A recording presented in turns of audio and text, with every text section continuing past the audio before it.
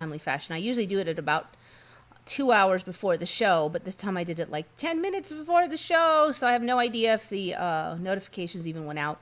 All right, see who's in here. Dave Kent, Moonlit Illusion, Heart's Truth, Janice Windsor, Kilcook Monty, Nagras Diel, Shari D. Sorry, I have no idea about those grams cups things you were asking. Bill White. Yeah, kind of quiet because I didn't get the stream up fast. B Pebbles. Hopefully most people know I'm gonna probably be on, so at least some of you did. Matt Myers. Does any have sound? Does nobody have sound? Can you hear me, guys? Sound, sound, sound. Somebody said they don't have sound, so let me know before I yap on and on and on. Consciousness of Steel, Nilbog, Yort, Kilcook Monty. Okay, so most people can hear. Whoever can't hear, reboot. Of course, you can't hear me saying that, so that's not very helpful. But a lot of times, if something's wrong with your stream, just like reload the web page and start over. For everybody who doesn't have a problem, now you know what to do. Okay. So yeah, I just kind of spaced out. I actually was deep in the zone researching stuff and looking at the last few comments. A lot of interesting stuff.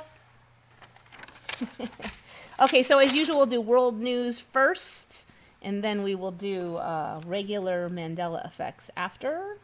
So people were talking about this was like, what was the nickname you used? Like, the world is weird, but I forgot the nickname already. Banana Land, you know. I kind of called it backwards world for a long time, but it really, that doesn't even sound extreme enough now. Oh yeah, thanks Kyokukmani for writing that. No sound upload. Dark Wolf's Den is in because somebody just mentioned you. Yeah, there you are. Dum dum dum. Yeah, I'm all spry today. I actually felt terrible like 2 days ago. Yesterday was okay, and today was okay. But the day before and the day before that, I was like super tired. I don't feel as like sick as much anymore, but I do get like this weird, like super tired. Like I just want to nap really bad, except for I have giant hordes of things to do, so I can't really do all that. Okay, so I have a lot of Emmys, but I didn't have, I only had that one sort of weird animal for the thumbnail, so that's what you got. Okay, so what's going on here? I don't know if you heard about Tanzania. Tanzania and the sea. Tanzania, the big sea. Goat. So I said before, the test for the big sea has never been tested as far as I can tell, but apparently the leader of Tanzania, and I didn't even spend any time learning what his proper title is, to be honest. He seems kind of like a weird dude, but I guess he's maybe a little bit smarter, or maybe he's just not in on the loop here. But he decided to take some random samples of this, that, and the other, and have his security team make up fake identities for these items, like, say, single male, age 45, with diabetes. And what it really was a sample of papaya. And he sent these in for COVID, the sea testing in his country, to the lab. So he tested, I know he tested papaya, and he tested some goat blood. Oh, there's more stuff that tested positive now. All right, earlier today I checked, and it was a goat, a papaya, and like one other animal. It was some kind of bird. And yeah. And they came back positive for the sea. So apparently papayas can get the sea now, and goats. So he apparently fired the head of the sea testing. Head of the country's national health laboratory in charge of the sea testing was suspended a day after President John Magufuli Magufuli. Okay, it sounds kind of like Fuli Kuli or something, but the names in this timeline, Magufuli. So he got fired because, let's see, what all does it say? I'm going to laugh if it changed from papaya to something else. Oh, it's not even saying much. He's saying the kits were imported, but I think almost all of everybody's kits were imported for their C kits. And remember that I covered that story a few weeks ago that they said that the C test, some C tests heading for the UK were found to be already infected with the C. So the kits themselves had the C, and I don't see how you could make such a mistake. I mean, because it's supposed to test for C, but they don't use any of the C protein or the C in the test.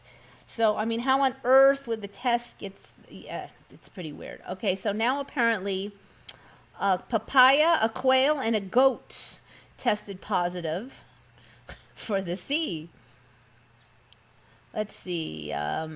On Sunday, President Magufuli, who has consistently downplayed the effect of the virus, shocked the world when he said animals, fruits, and a vehicle oil had been secretly tested at the lab.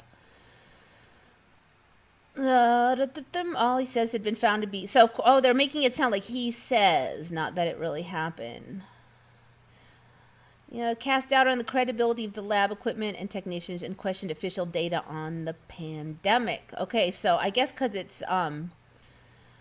He called for an investigation of what he suspected to be a dirty game in the lab where the kits had been imported from, though he would not say. So the lab director here had been fired. A 10-person committee has been formed to investigate the lab operations, including its process of collecting and testing samples.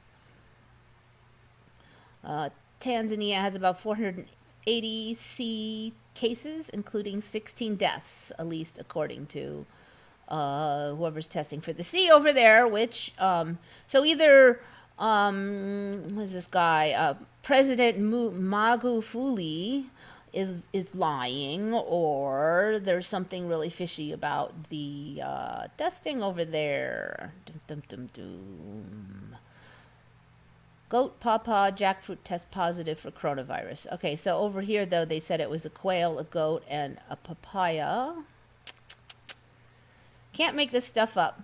These are interesting because there's this drumbeat of death and disaster on USA mainstream media all day long, but then you get these, and these do get out into the mainstream media too. So it is enough to maybe, hey, some people might want to, think about this for a second. All right. I don't know if you guys heard that, but that's pretty funny. He no be foolied. Yeah, see? Mugu Fuli. And I'm like, the names in this timeline are just so ironic sometimes.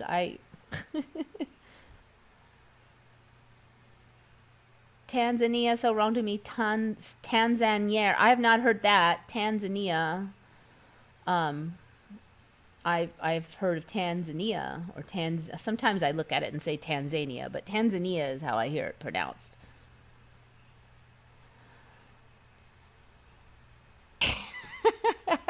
Every time I say dun dun dun, take a drink of your drink of choice.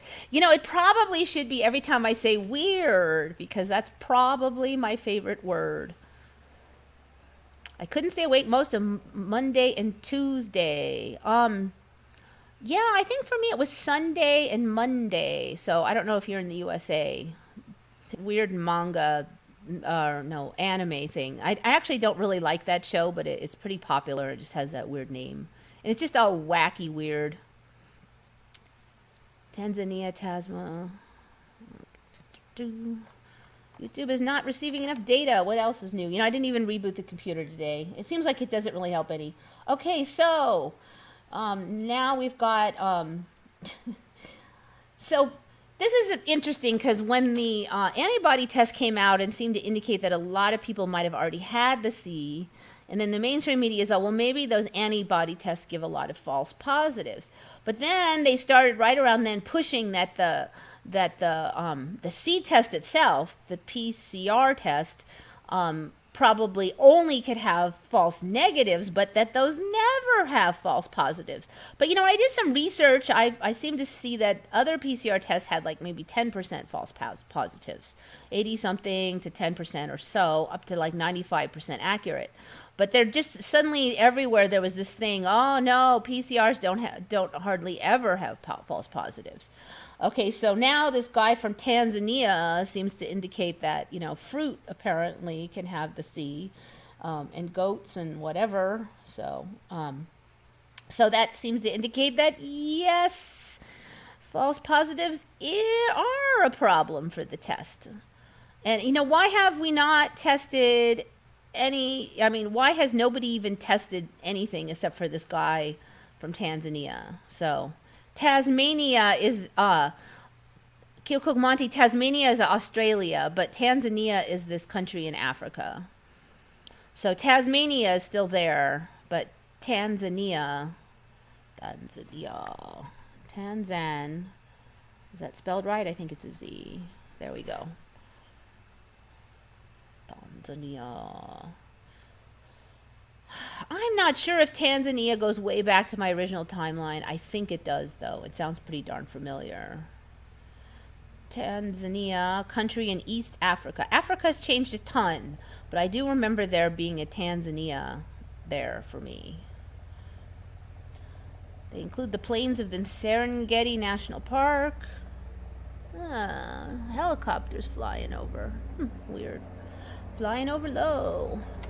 Okay, so now let's go on to the latest hilariously weird symptom, because as I've discussed before, the C apparently can be like any symptom you can probably invent except for actual cancer, but like I say, give it a couple months because they're probably going to incubate that one.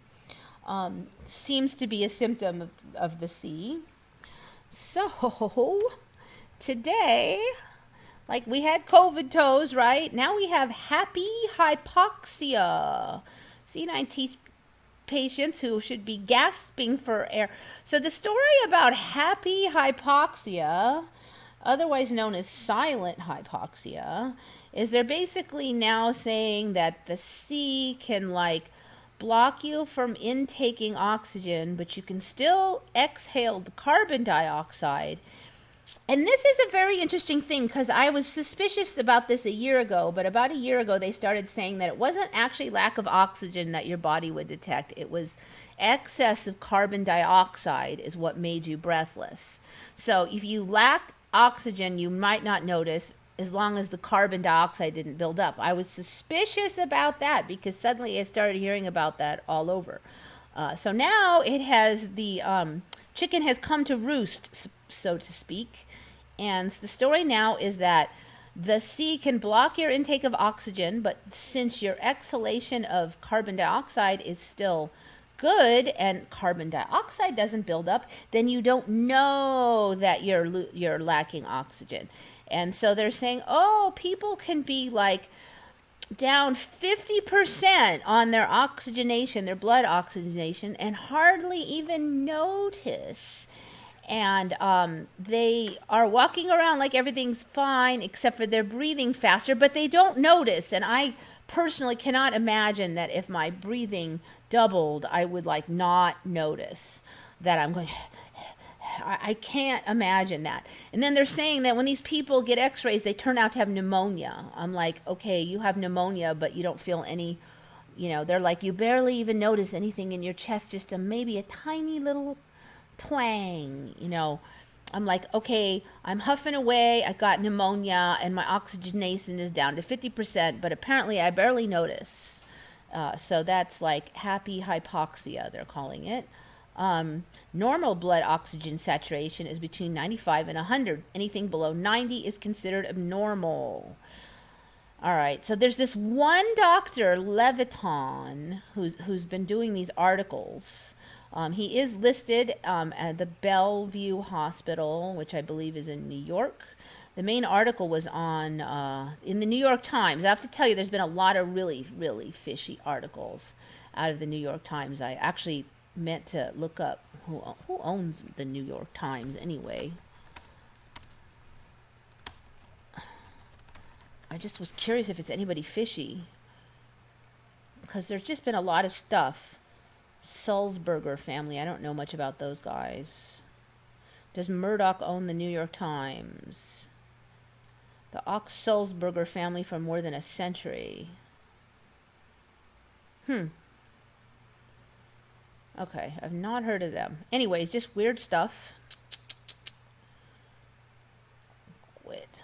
Yeah, so this guy, this one doctor, a lot of these articles are saying doctors all over the world are saying that this symptom is showing up. But really, I only see, and this one guy is the only one that I'm seeing talking about. This one doctor out of Bellevue.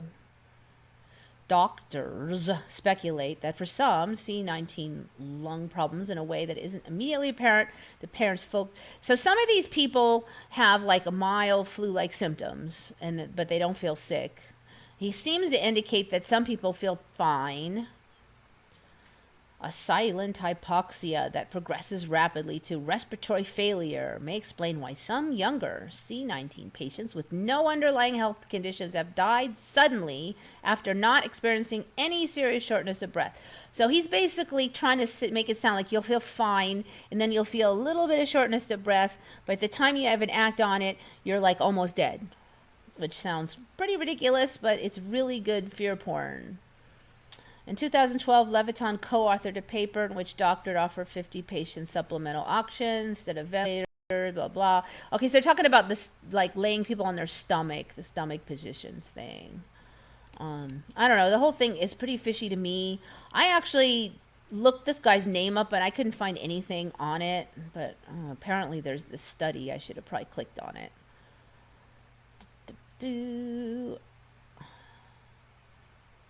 Is it even going to load? Oh, okay. A study on inexpensive pulse oximeters. So he's saying everybody should have like an oxygen meter just to make sure that you're not near death and not know about it. Talking about paranoid. Okay. I don't know. So it's one guy, but all the articles say doctors all over the world. I'm getting a little suspicious of that. And then there's such plausible deniability because then it could just be not true tomorrow and nobody else even said it and it's not an official symptom. Just like the Chinese guys turning black and COVID toes and all this other blather. All right. It's Richard Leviton, the infection that's silently killing coronavirus patients. Okay. So I've also harped on and on about how stupid I thought the CDC was for not suggesting masks for a whole month and then doing a complete 180 when all the research suggests that, assuming research is real and, the whole concept of virus is real and everything, assuming that the research indicates that wearing masks is a good thing to prevent transmission as well as receiving transmission. It does block. It's not 100%. But blocks. Okay, so the 180 that the CDC did was very weird. Either they're incredibly stupid or they want the virus to spread. I mean, I can't really think of any other logical explanations. Either one would be very concerning. All right, but this is another one. So let me get where did I put that thing? Here. Dum, dum, dum. Okay, I happen to have one of these. This is an N95 mask that is for construction, but supposedly the only difference between this one and the same one that is designed for the hospitals is that the hospital ones are individually sealed in their own little packages and have a little bit more sanitary protocols than the construction ones, but the design is supposedly exactly the same. They just stack these ones up in a pile of 10 and close the box instead of individually sealing them. Okay, so this is, oops, I did have it upside down. This is the 3M model 8511 NIOSH Cool Flow. Okay, so you can look this one up, and this one is actually certified. This model is certified by the CDC as being acceptable for blocking the C transmission. It is on, they have a list, and I think if you Google something like CDC certified N95 masks or something, you can find their list. I already had this because I do sanding and some construction stuff, and I don't want to, fill my lungs up with powder, which is bad. Okay, so my brother, of all people, discovered a fatal and egregious issue with these masks. Keep in mind that my brother is a fairly normal person, but he does construct things, and so he was looking at the construction of this thing. Okay, so basically you have this mask, and there's this little filter thing. Now, supposedly, when you breathe in and out, the filter filters the air.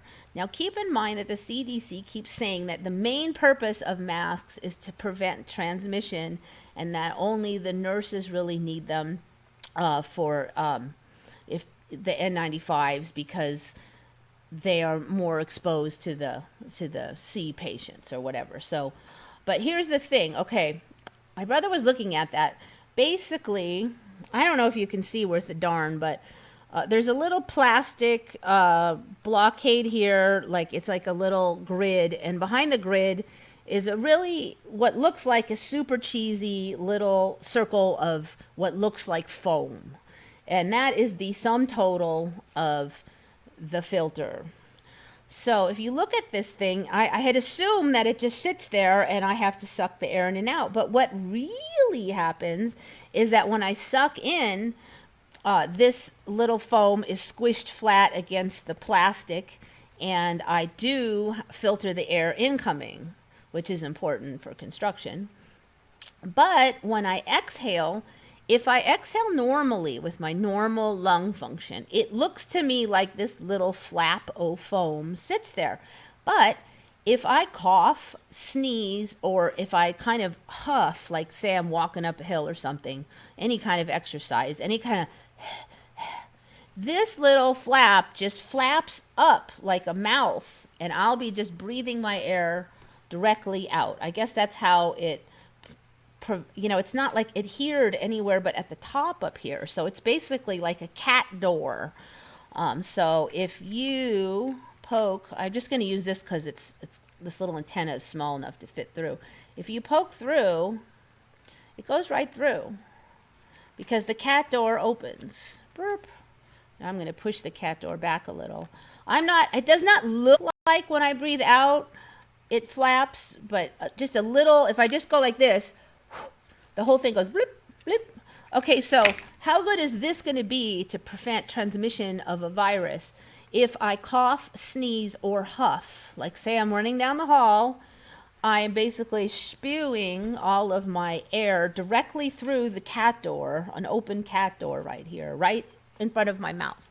So there was a image recently of a woman who had cut a little hole in her mask, assumedly because she was asthmatic and she was trying to fulfill the requirement to wear a mask while still being able to breathe. But people were making fun of her. But then these things that are CDC approved are no better than hers, unless I'm breathing normally. So, I mean, how would something like this get CDC approved? How? If I'm in the hospital wearing this and I have the C and I cough or sneeze or even run down the hall because some patient is coding or whatever, I will be huffing my germs all over the planet. So, I don't know if anybody else has an N95. This is the cool flow kind with the vent. I would suggest that you not get these if you're actually worried about spreading the virus.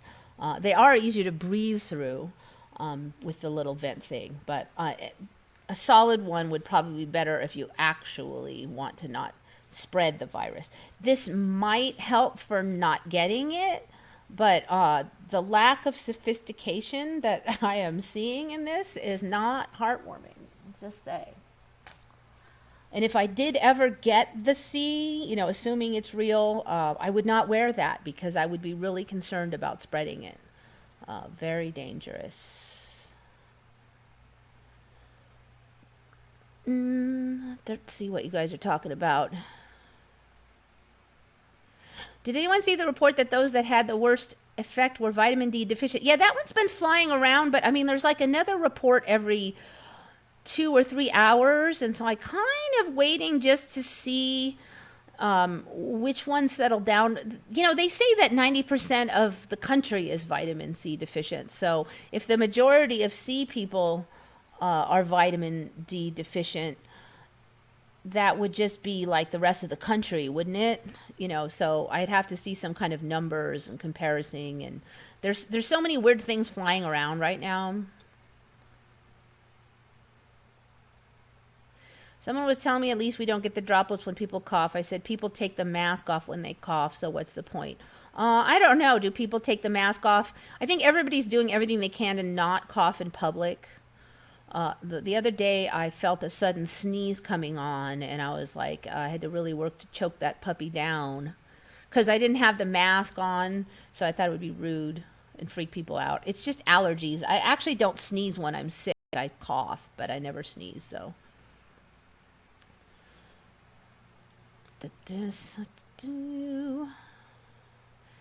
Massive isolation is not helping. Yeah, see, that's what I was thinking, DD74. Did they want the virus to spread, or is that going to be a storyline in one of the timelines?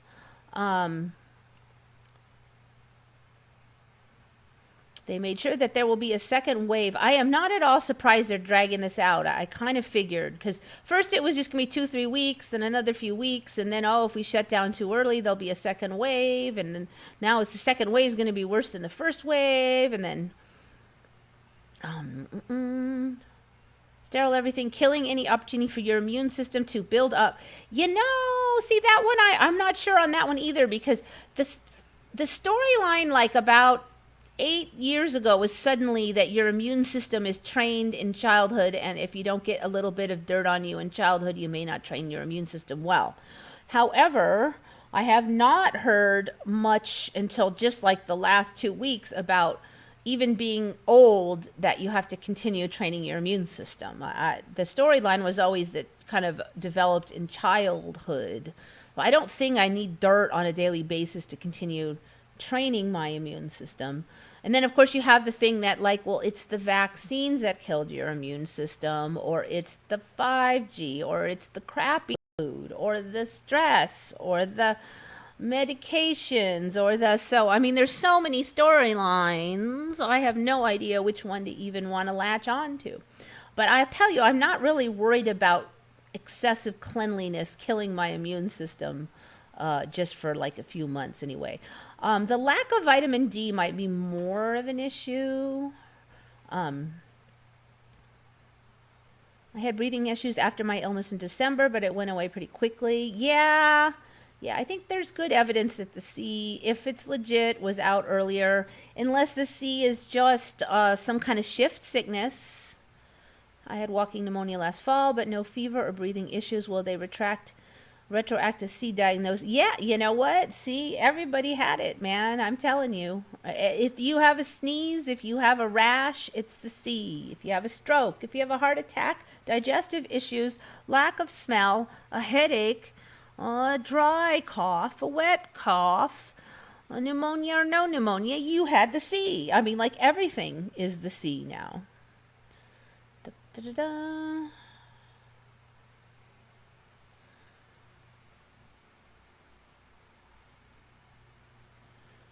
I think your most used word is baloney. Yeah, this is the drinking game. They'll have different drinks according to whether I say baloney, weird, or what was the other one? Dum dum dum. I don't think I used that one more than like once or twice a show though. And that last one didn't count. They supposedly low on tests, so they couldn't test on strange things here, right? Yeah, see, but they tested like 7 tigers, supposedly, and a cat, and they're like saying that they tested some people like 6 times, and you know, I'm like, shouldn't you just save those for other people? The stories are just weird. But that was Tanzania, so you know, they can do what they want with their tests, basically. Control baseline testing critical for accuracy. Exactly. I mean, you would think that they would at least do just a little bit of testing, you know, just to get an idea of the accuracy. You got like 8,000, 10,000 tests, you're going to want to kind of know how accurate they are. You know, they are done with the sea panic when they start pushing fear porn about killer hornets.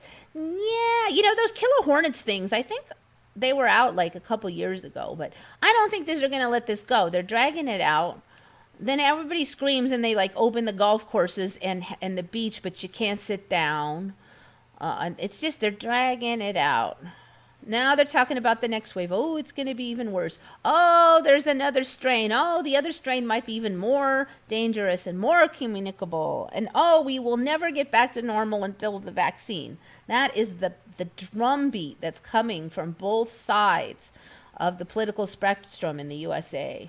I mean, they're bickering over little stuff, a little more lockdown, a little less lockdown. You're an idiot. No, you're an idiot. But everybody is the vaccine, the vaccine, the vaccine. You know, if anybody here thinks Trump's going to save you, he is spearheading the vaccine program. It is called, what is it called? Warp Speed. Warp Speed. He wants to get it up and running by January, enough to like test most of the United States. Trump, he even bragged that he's in charge of it. Okay, so Trump is behind this vaccine thing 100%. He's been bragging about sticking his name on it and saying he is the boss of this show. So Trump's administration option works being zeros on and on. Blah, blah. So basically they're going to test a whole bunch of different vaccines. Some of them are already in human trials. Most of them are DNA or RNA vaccines, types of vaccines that have never been used on humans successfully ever. And I guess that segues right into this later show, which is, I don't know if you've heard of the PrEP Act. I should probably type it in. So supposedly this act was tacked onto defense spending, and it basically says that any vaccine software or any such that is developed for a public health emergency will be completely immune to all lawsuits or liability. So all these vaccines will be completely immune to all lawsuits and liability. Also, the companies that develop them will get paid in full for all of the product that they create. Either if they can't sell it, then the government will pay for it. So they have 100% profits because they're 100% guaranteed to sell. And they are exempt from all the usual requirements like animal studies and all of the requirements of normal development of vaccines or products. So they can fast track it. So they can basically skip all the safety steps and just, that's why, boom, they just make it and almost immediately stick it into humans. So that's plenty scary. All right, got that one. I'm just making sure I covered little things I wanted to say. All right, so the last one is a weird one. I think this is more like Republicans versus Democrats, but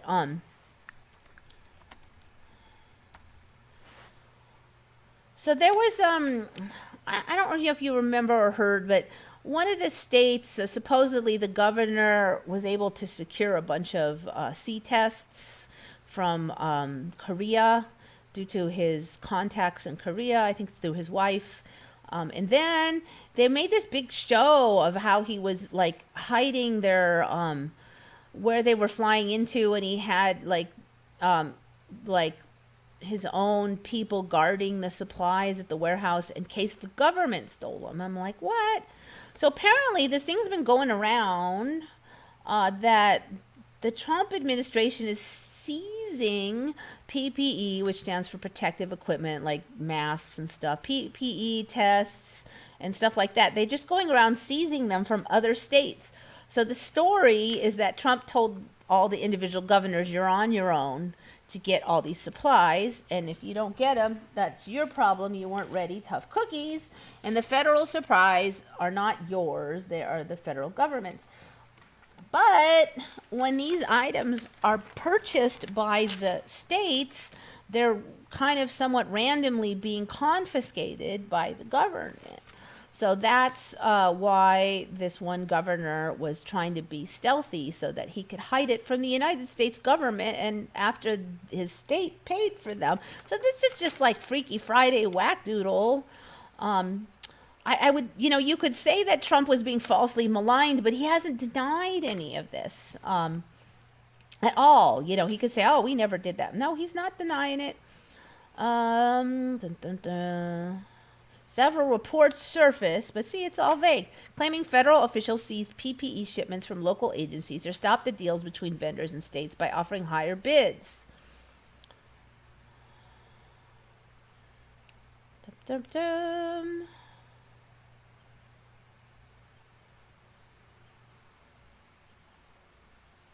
All right, so they're talking about a Massachusetts delivery that was seized by the FBI, or almost seized by it. The FBI declined to comment on the count, saying only that the agency had been working to ensure that PPE is not being unlawfully distributed or hoarded. Additionally, the Boston Globe could not reach the Department of Homeland Security, which encompasses FEMA, to comment on the doctor's story.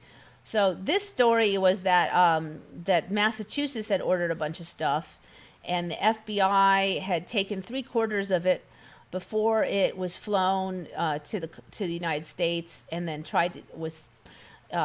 was seeming to want to intercept the last quarter of it, but Massachusetts sent some security in, and the FBI backed down. Okay, so the FBI apparently is not denying the story. So now the story is, what are the feds doing it? Are they stockpiling it? Are they distributing it? We don't know. Dum dum dum. Okay, there's another one. Okay, I have to admit the C has a very good storyline for that. Okay, so this is another storyline that's floating around. This is really interesting because, again, it's kind of like the fear porn in conspiracy circles for some time now has been like the New World Order and like a single government across the world. But what I'm actually seeing is the reverse. I'm seeing all these little tiny countries and tidbits that have more and more autonomy from the main locations. Now we're seeing like the governor of California started talking about California as a nation state. And then now the mayors are saying they're not going to listen to the governor of California because he's not opening fast enough. And 3 of our little sub areas decided they're opening against the orders of the governor. And the states are fighting with the United States over supplies. I mean, it used to be that the United States federal government would get these supplies and distribute them, but now they're saying get your own, but they're stealing them. Then we've got states making their own little alliances to try to work together. So it's like all these little sub areas are becoming more autonomous. They're operating away. And maybe that's one timeline. The people who are animals that come in, it's like, oh, these are dead, almost extinct, and they're so endangered. And most people probably in their mind hear that and go, oh, I don't want that to happen. I hope there's more and more of these animals. And then there is more and more and more of the animals. The more they talk about how they're going extinct, the more animals we get. Okay, so let's see.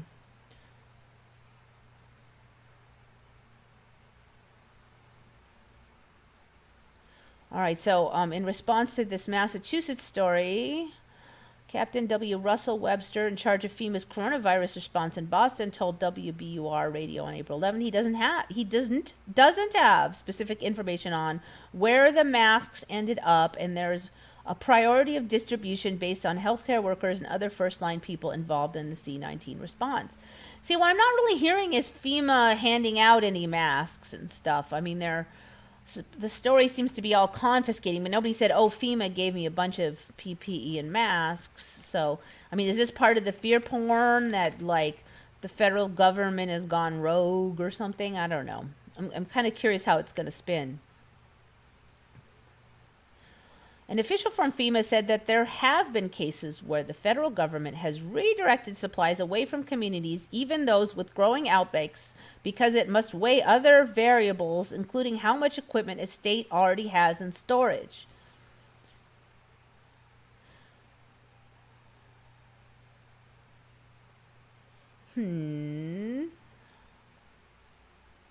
See, some of these, one of them saying it's, FEMA didn't grab the supplies, they outbid them.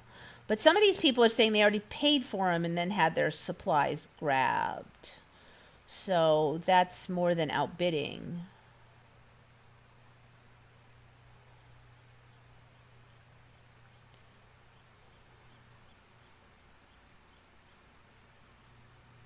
So the story is the agency's effort to accelerate shipments from the U.S. from overseas.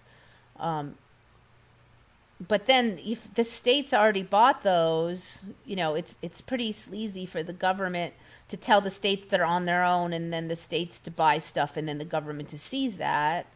So, I mean, I don't know how much I trust this and how much it's just more of the timeline trying to cause people to fight. But it is definitely, a suspicious story. Definitely something that could upset people. And it's definitely more conspiracy theory, and this timeline loves that. Lamestream media lies. See those? I don't trust any of the media. It's kind of a GOP thing to say lamestream media, but I don't trust Fox either. I think that they just have a different set of lies that they like to use. And like I said, they're all pushing the vaccine. You can't get back to normal until there's a vaccine and contact tracing.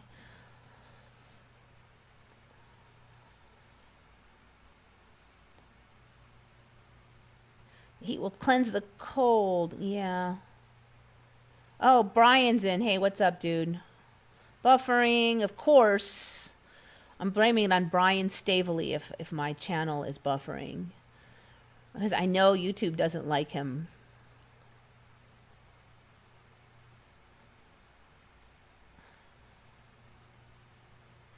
The thing that is very real is old people are dying alone with no visitors for 2 months. Yeah, I mean, just the misery of it. So like today, I don't know, Brian, if you've been checking it. I decided not to cover this in part because I just want to see how it settles. Because there's so many new stories every 5 seconds. But the stories seem to be lately that people are dying because of ineptitude at the hospitals, especially New York. Suddenly there's a whole bunch of stuff on that. And that they're not being treated carefully, and the nurses are inept, and they don't want to go into the rooms, and people are just dying. And the whole thing sounds wacky. It's like these nurses are like Twilight Zone inept or something. I don't know. Every story just sounds so weird. FEMA sent a truck to my state months ago, and it was empty. Well, why did they send a truck then? I mean, they could have just been dropping off stuff, and then it was empty. I mean, I'm not doubting you. I'm just trying to get more info. The governor talked to them and asked them what was going on. They said, oops, my bad. She has the National Guard escort our supplies. Yeah. See, that's been the storylines. They cut all the trees down and bulldozed the back of my local OAP home. The nurses are making TikTok videos. Yeah. I mean, that's ridiculous. The thing, though, I mean, like, most nurses, if you go there, or a lot of nurses, just wasting time doing this stupid stuff. But some of these videos are getting so well choreographed, they almost look professional. I'm trying to think of all the nurses I know, and I really can't imagine any of them doing those goofy dances. Because at first they were just kind of goofy, but now they just look like, I don't know. It's just another really weird thing about the reality.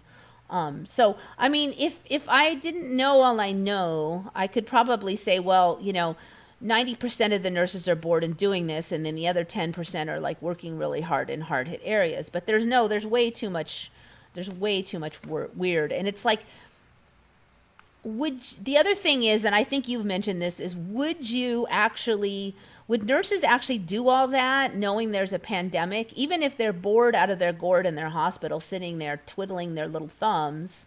I can't imagine they would be so heartless or, I mean, disrespectful. Yeah, that's the word, disrespectful, as maybe a few, but not so many. I don't know. It's just, the whole thing is like the Twilight Zone. There was a video, one of the nurses that supposedly was in New York complaining about all the other nurses being inept, like, people killers, basically, was saying it was like the Twilight Zone. I'm like, everything's like the Twilight Zone.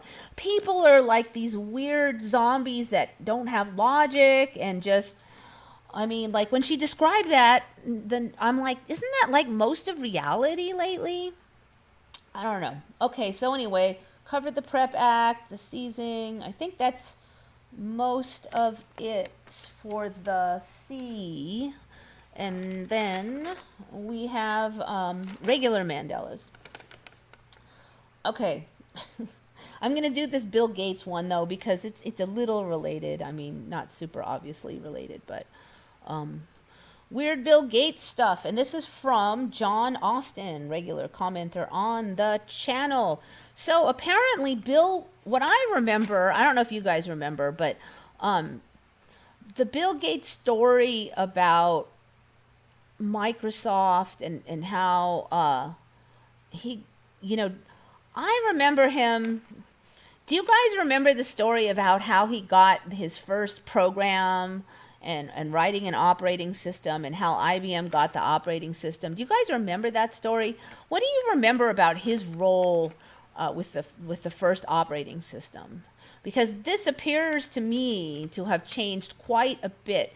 And I'll tell you that, like, a year ago, for me, Bill Gates was just this boring dude with a lot of money. He had a little bit of charitable programs, but there was just really not anything that I could really think was particularly suspicious. And now, this last few months, he's just a Freaky Friday dude. He gets on there talking about, he's got all these speeches about the sea and the vaccines, and he's smiling like a creepy clown while talking about horrible deaths. And he's just like a whole different dude to me. And he's all smiley now, and he used to just be kind of this grouchy, quiet-looking person. And it's like his whole character is different. So his history is different, too. So I'm just curious what you guys all remember.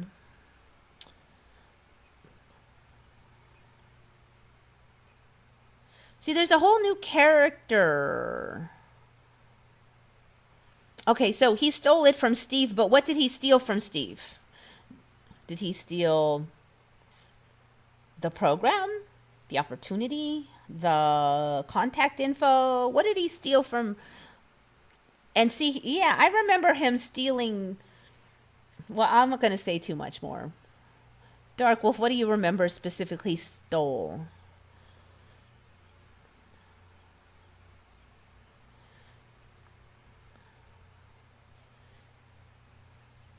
So yeah, PrEP Act, I'm really, there's so much retconning, so much weird stuff inserted into the past. So I'm really suspicious about a lot of this. He stole the operating system. So you think he stole the operating system from Jobs, right? Before it was complete. Okay, that's interesting. Dark Wolf, you come from a timeline close to mine, but I think your timeline is a little closer to this timeline than my timeline was. There might be like 16 versions of this on a continuum. Excessive cleaning will cause depression of your immune system. I hate cleaning, but I do like everything cleaned. So now I'm going to tell everybody that I'm not cleaning because it's bad for my immune system. It's my new excuse. I don't know if anybody shared this memory, but I remember years ago reading an article about Bill Gates saying he married his secretary. The picture of her was an Asian girl. Darn, I do not remember that one. But yeah, the PrEP Act. Basically, it's anything created for, I don't know if you were here when I was going over it, but the PrEP Act, it's a bill that if they create something for a public health emergency after the public health emergency has been declared, which it has, they're completely immune from any liability, prosecution, lawsuits, or any such. They have complete guarantees that they will pay for their efforts either by selling the product or by the United States government. They are completely exempt, as far as I can tell, from any rules about doing proper testing or checks and balances, so they can just streamline everything. I was really wondering how they got this freaking vaccine in human trials in like 5 minutes. 2-3 months. I mean, it takes years and years and years to make a vaccine. DNA and RNA vaccines have never been successfully used on humans before. They are nothing like the previous vaccines. The whole concept is different.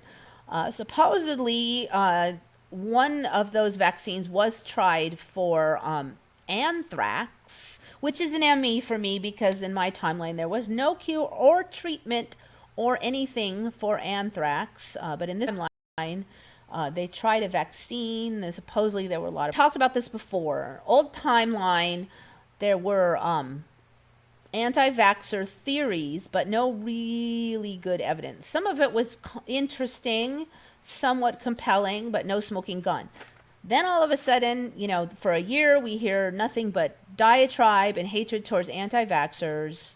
They're going to kill us all, blah, blah, blah. And now all of a sudden, all this evidence that actually supports their theory keeps showing up. I've covered a couple of them in the past weeks.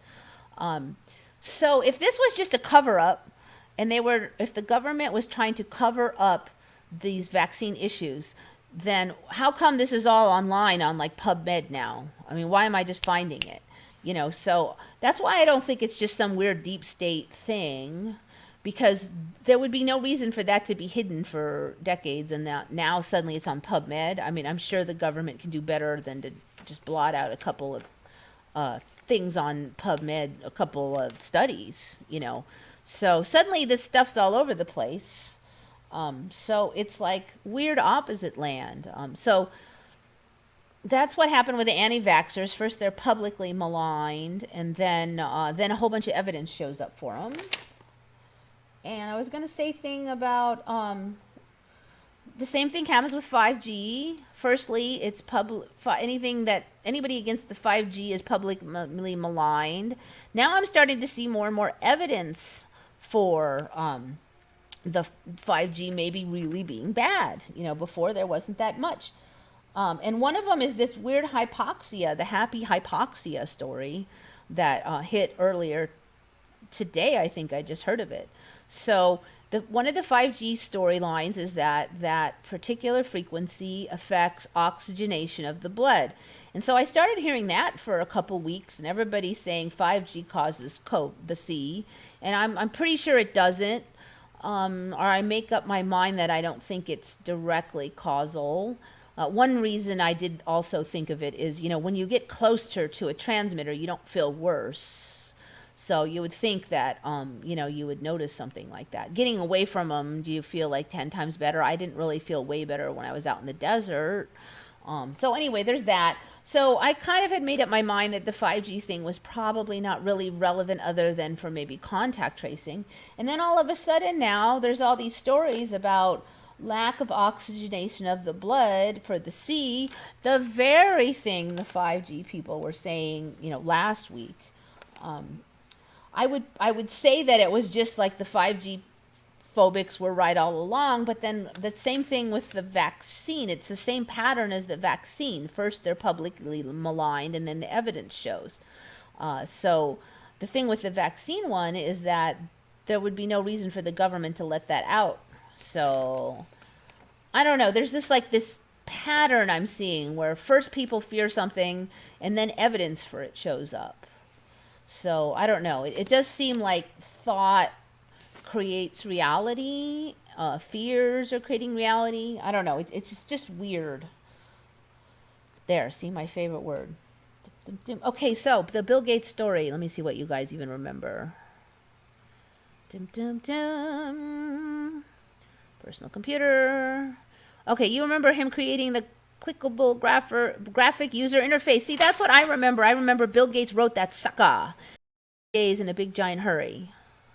So what I remember the storyline is that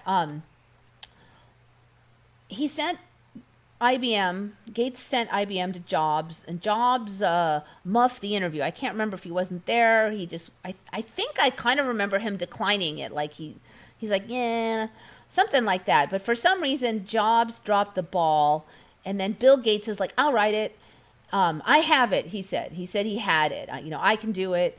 Well, he lied because he didn't have it written yet, but he told IBM he had it written. And then he didn't, so he sat down in 3 days and wrote that sucker. He slammed that puppy out so that it would be done enough that he could demonstrate it to IBM 3 days later. That's what I remember. I remember like it was super cheeky because he claimed it was done and he hadn't done it yet.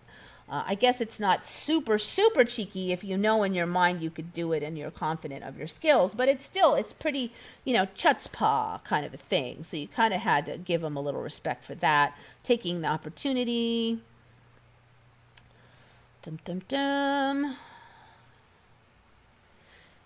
Yeah, so anyway, in this storyline, in the current storyline found by John Austin, he just actually sent me the video, and so I'm assuming this is the Emmy he was referring to, but who knows, maybe he meant something else. There's this other character who I've never heard of named Gary Kildall. This is these names. I'm not sure exactly why kill is in the name. Killing a doll? I don't know. Gary Kildall. Gary Kildall. He killed everyone. He killed all. So the story now is that Bill Gates sent IBM to Gary Kildall, who had written an operating system already. And the operating system that he used, he had made for himself, and then he made his own company with his wife. And IBM went there, but he wasn't there. And then she didn't want to sign a non-disclosure, and there was some kind of, lack of agreement between her and IBM. And so they went back to Gates. Gates never wrote an operating system. What he did was he went and bought an off-the-shelf operating system that happened to be based on Gary Kildall's system. So they had basically stolen his system, and that IBM used that. And there's nothing in here about Jobs, really. I've never heard of this Kildall guy. He had a company originally called Intergalactic Digital Research, later named Digital Research Inc. His operating system was called CP/M. The one that IBM bought was based off of the CP/M.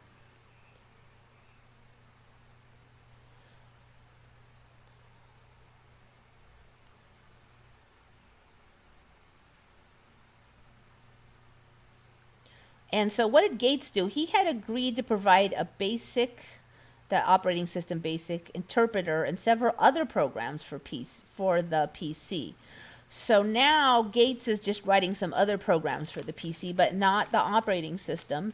And he had agreed to do it, but he hadn't done it yet.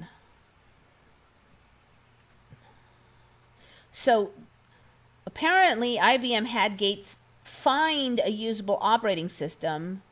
And a few weeks later, he proposed using the operating system called 86-DOS, an independently developed operating system that implemented Kildall's CP/M system. So he didn't write the operating system, basically. In this storyline, Gates did not write it. He kind of stole the. See, now, if Kildall bungled it, why didn't Gates just go over to Kildall and ask him for it again? But instead they bought this one. The story is kind of weird, and I'm wondering if they'll change it, if the Mandela will change it again. Anyway, I've never heard of this Kildall guy. All right, so then they just go on to talk about this guy. He died, he left a biker bar and hit his head. The exact circumstances of the injury remain unclear. He had been an alcoholic in his later years. Various sources have claimed he fell from a chair, fell down steps, or was assaulted because he had walked into the Franklin Street Bar and Grill wearing Harley Davidson leathers, blah, blah, blah. I don't know. The whole thing is weird. I don't know if you guys heard about that, like, that sea researcher got killed. That's another, like, really weird... This timeline just loves its weird stuff. I think some of this stuff gets out is kind of like trying to smack people upside the face, you know, like something's weird, something's weird. So supposedly there was a researcher on the verge of a significant C-19 findings was shot and killed, and then somebody else who knew him was also killed nearby. And of course there's no info on it or what significant findings he had. You would think that somebody else would know what the significant findings were, but you know, this is like hot off the presses. I just heard this like today, so I'm curious how this whole story. Software engineer shot married sea researcher. Okay, so now they're saying it's a murder-suicide according to Daily Mail. I don't think Daily Mail is like... Oh, okay, so they're saying it's a murder-suicide now. Okay, interesting. By this morning, they were not calling it a murder-suicide. Death of researcher and apparent murder-suicide may have thwarted significant findings. Was on the verge of making significant findings. Bing Liu was shot and killed as a result of a lengthy dispute regarding an intimate partner. Okay, so that, I guess, is why two of them were dead. So that's the story now. Colcap said there was zero evidence the shooting deaths had anything to do with work being conducted at the University of Pittsburgh and the current health crisis affecting the United States and the world. Yes, it has nothing to do with it. Just another weird story to kind of smack people upside the head. Okay, so... Uh-oh. The sea. No. Too much talking. Too much talking and staying up late. Actually, this is the year I haven't gotten sick at all. I got sick a bunch for years. And this year, I have refused to get sick. All right, let's see.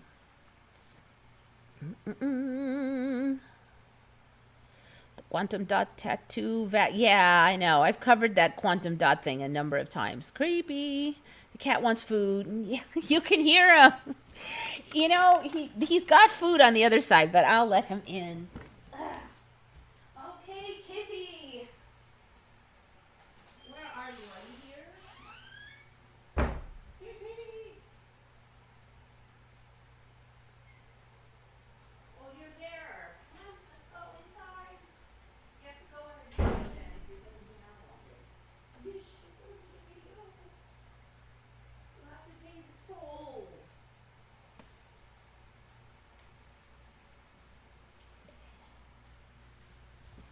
Here's the kitty.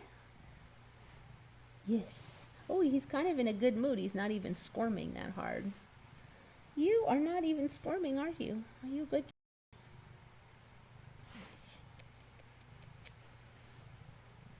All right, you can go. Bloop.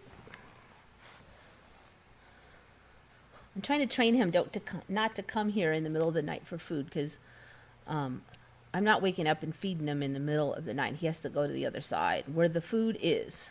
But you know how cats are. They want what they want, when and where they want it.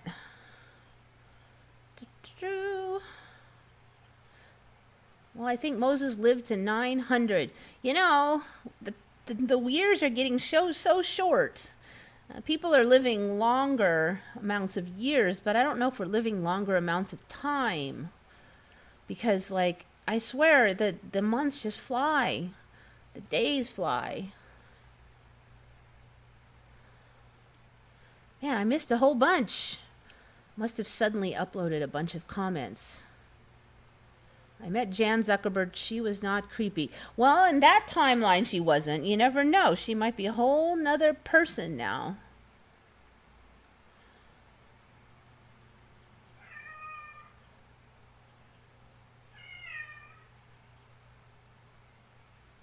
Think about it. Most of what we see of Bill is on a conference setting where he's trying to sell you something. I don't know though, because there's a whole bunch of video out suddenly, at least it's suddenly to me, of him just acting creepy and like jokey. Yeah, I mean, for me, it's really sudden. It's not even the last 2 years. It's just they're talking about death and he's all smiley and I never really saw him all smiley in the old timeline. He was kind of a serious guy and I just kind of wrote it off as like he, you know, he's probably got people bugging him all the time and you're just kind of like, leave me alone. You know, it's sort of like me right after I wake up.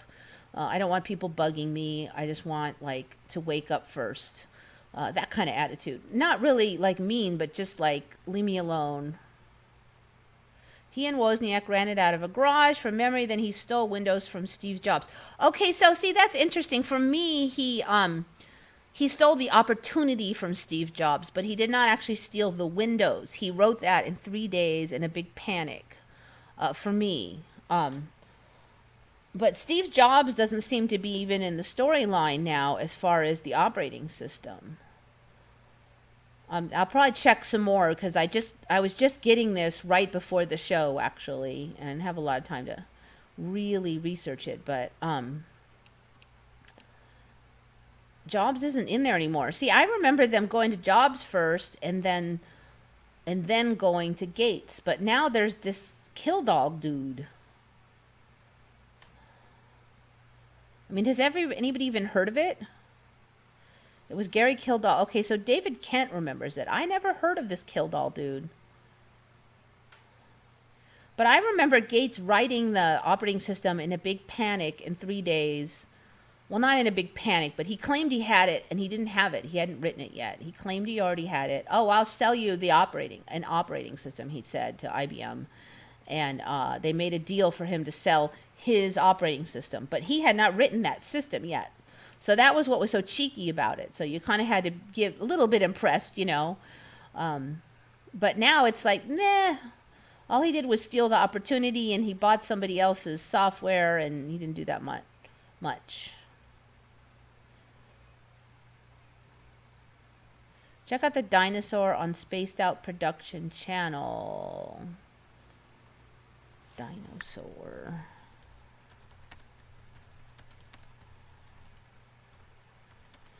I guess that's YouTube.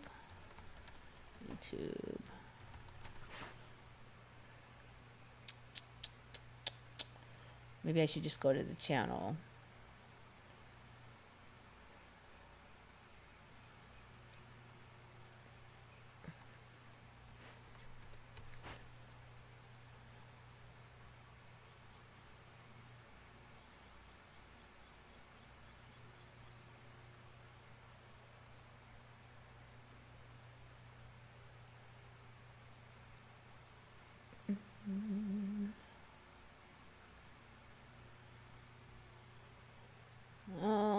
I don't see a dinosaur, so I don't know. That looks like a light bulb. 48 subscribers. I guess that's probably not the channel we're looking for.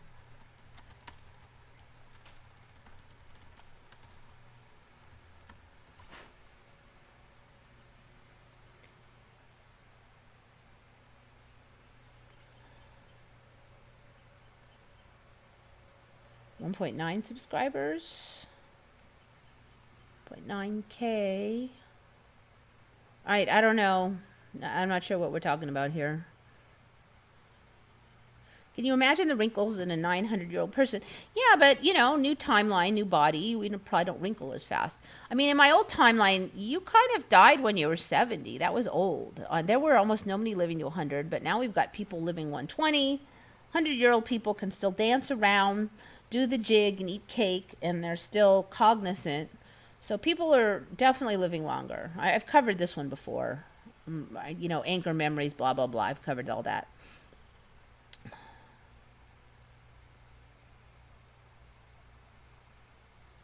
Now he's named Bill Gates III, not some regular guy, but he was rich dude before he invented Windows. Really? Yeah, see, he was like a regular dude for me. And then he wrote the Windows operating system in 3 days after promising it was already done. And he had a meeting with IBM in 3 days, so he had to write that puppy. But not anymore, apparently.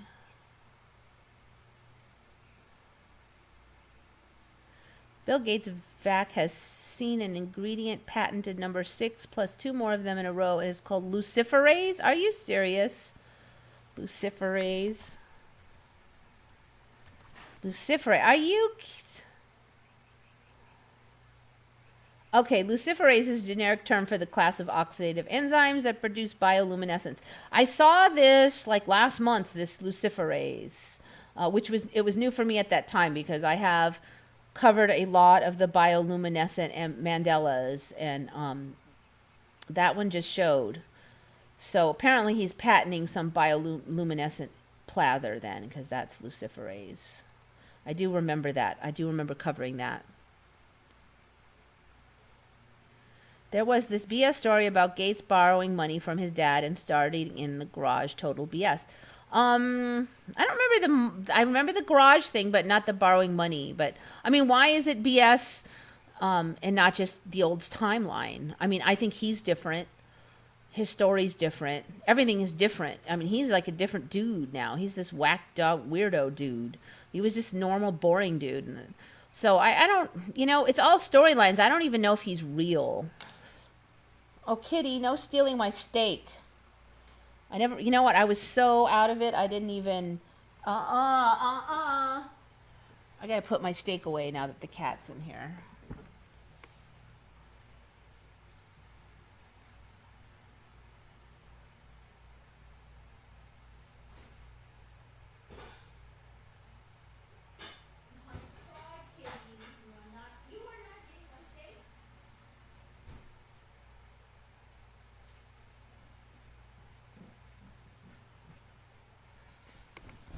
I was so out of it, getting ready, that I didn't even finish my dinner.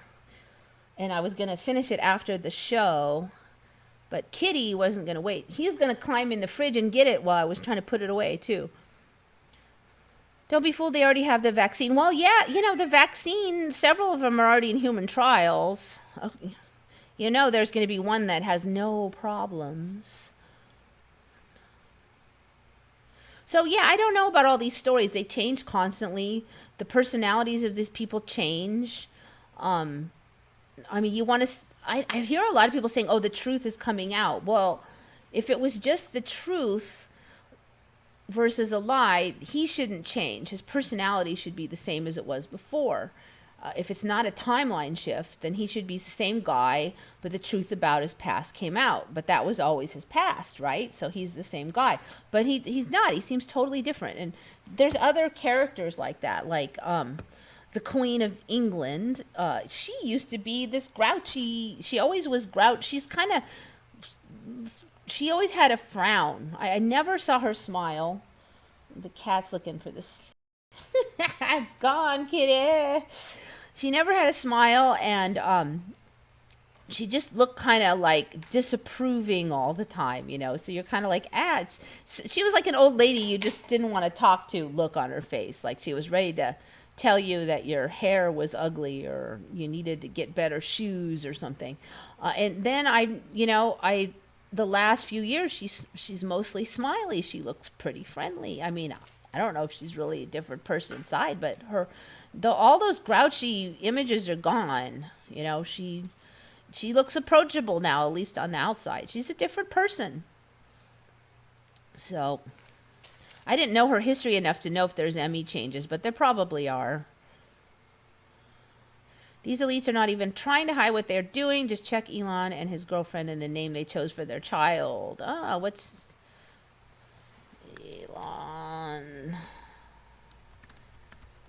See, that's another. I mean, a lot of people don't remember him having any children, and now he suddenly has multiple, if I remember correctly.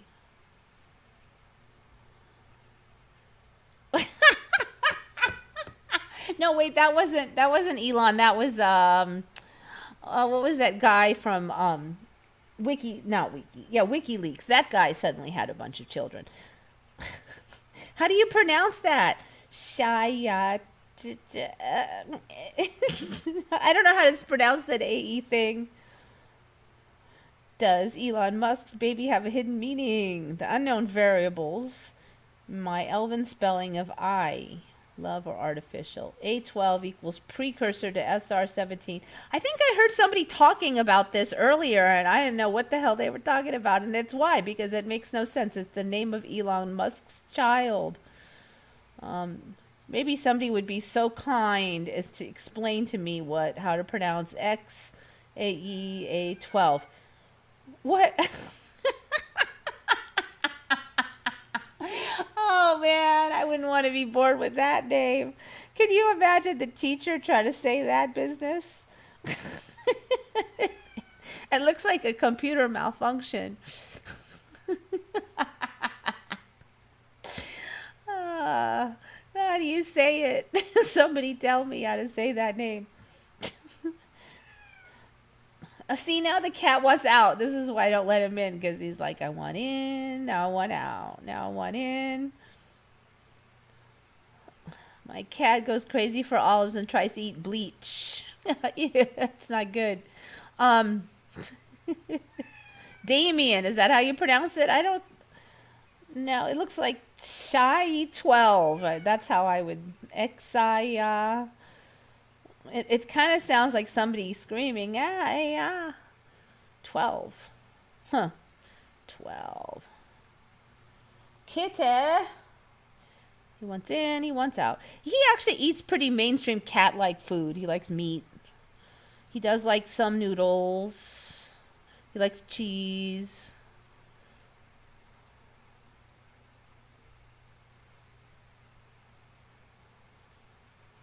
Yogurt. Yeah, he'll eat yogurt because he likes anything with milk in it. Ice cream. Don't know about cookies. I try not to offer him too much stuff that's not even good for people. Oh yeah, ion flux. Is that the name? Shaya 12. That's what I would probably, or Exaya 12 is how I would pronounce it. I guess I'll have to check and see if there is a video of him saying it out loud.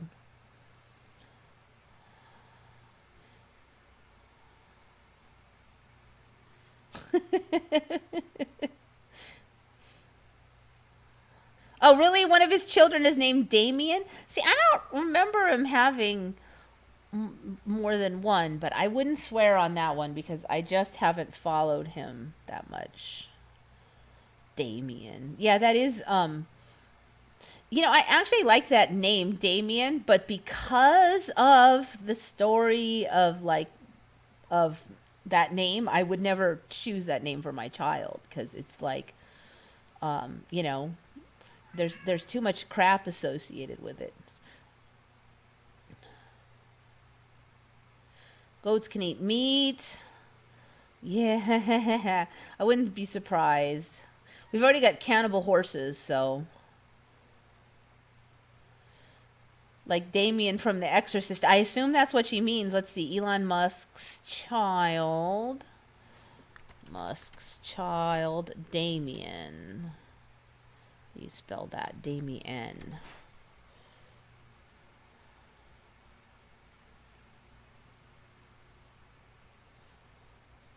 All right, so these are the different wives. Justin Griffin. Xavier. Really? Okay, well, Xavier is not too bad, but.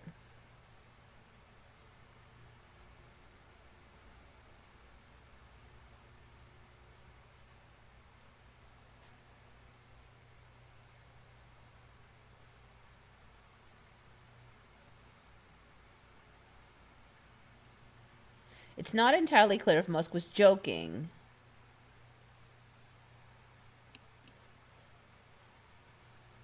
Yeah, maybe they'll change their name before it comes out, or.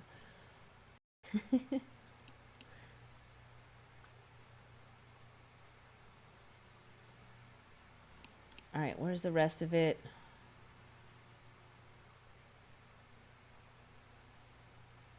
Pronunciation remains a mystery. you think they want that out?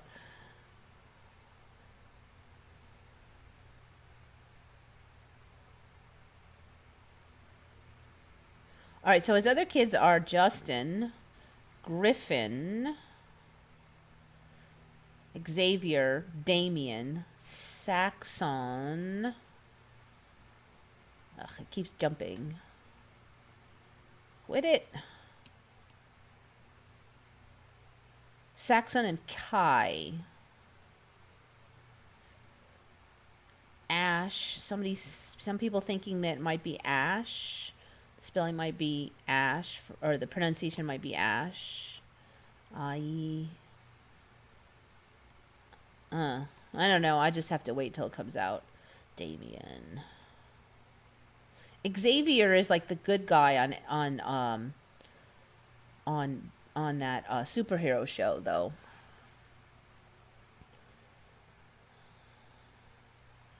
Elon's girlfriend is really creepy. I don't know. She just seemed like some kind of like singer, pot smoker dude. Last I checked, but that was like a year ago. So yeah, Shari D, one of his kids is named Damien, like from Exorcist with 666 sign. Yeah, exactly. See, I kind of like that name as like the sound of it, but I would never name a child that because of The Exorcist.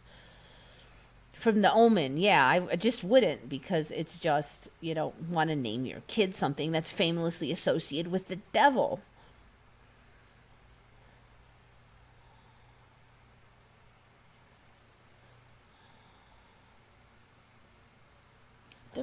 Okay, back to the Mandela effects at hand. Where to start? Okay, let's start on this one.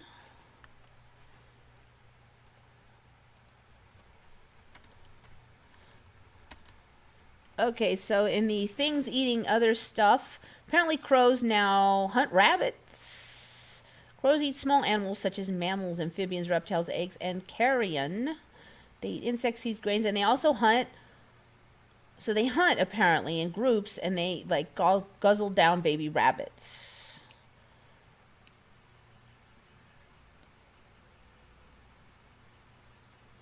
Wait, where are you? I gotta have the word rabbit in there. I'm not gonna find it.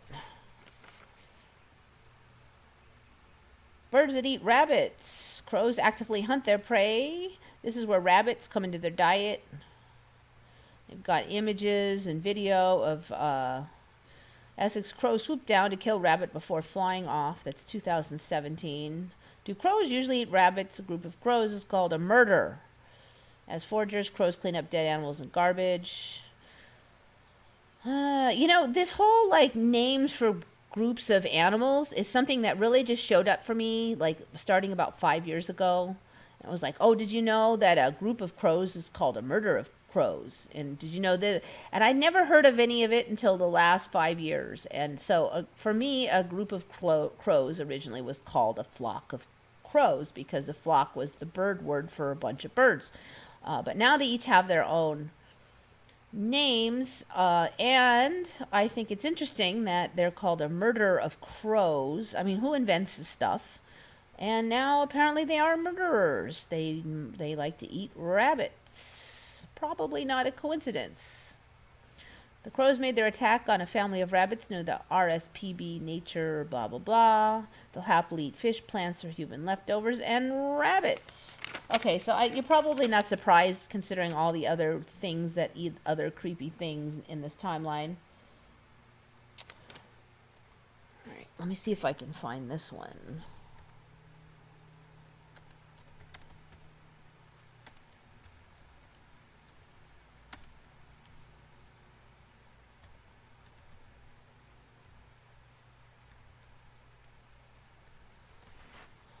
Oops.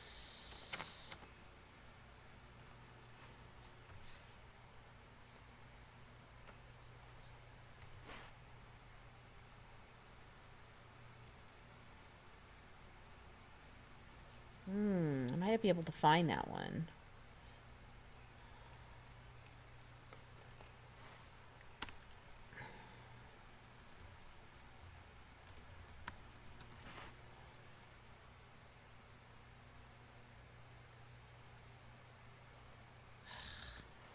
Google just sucks more every 5 minutes.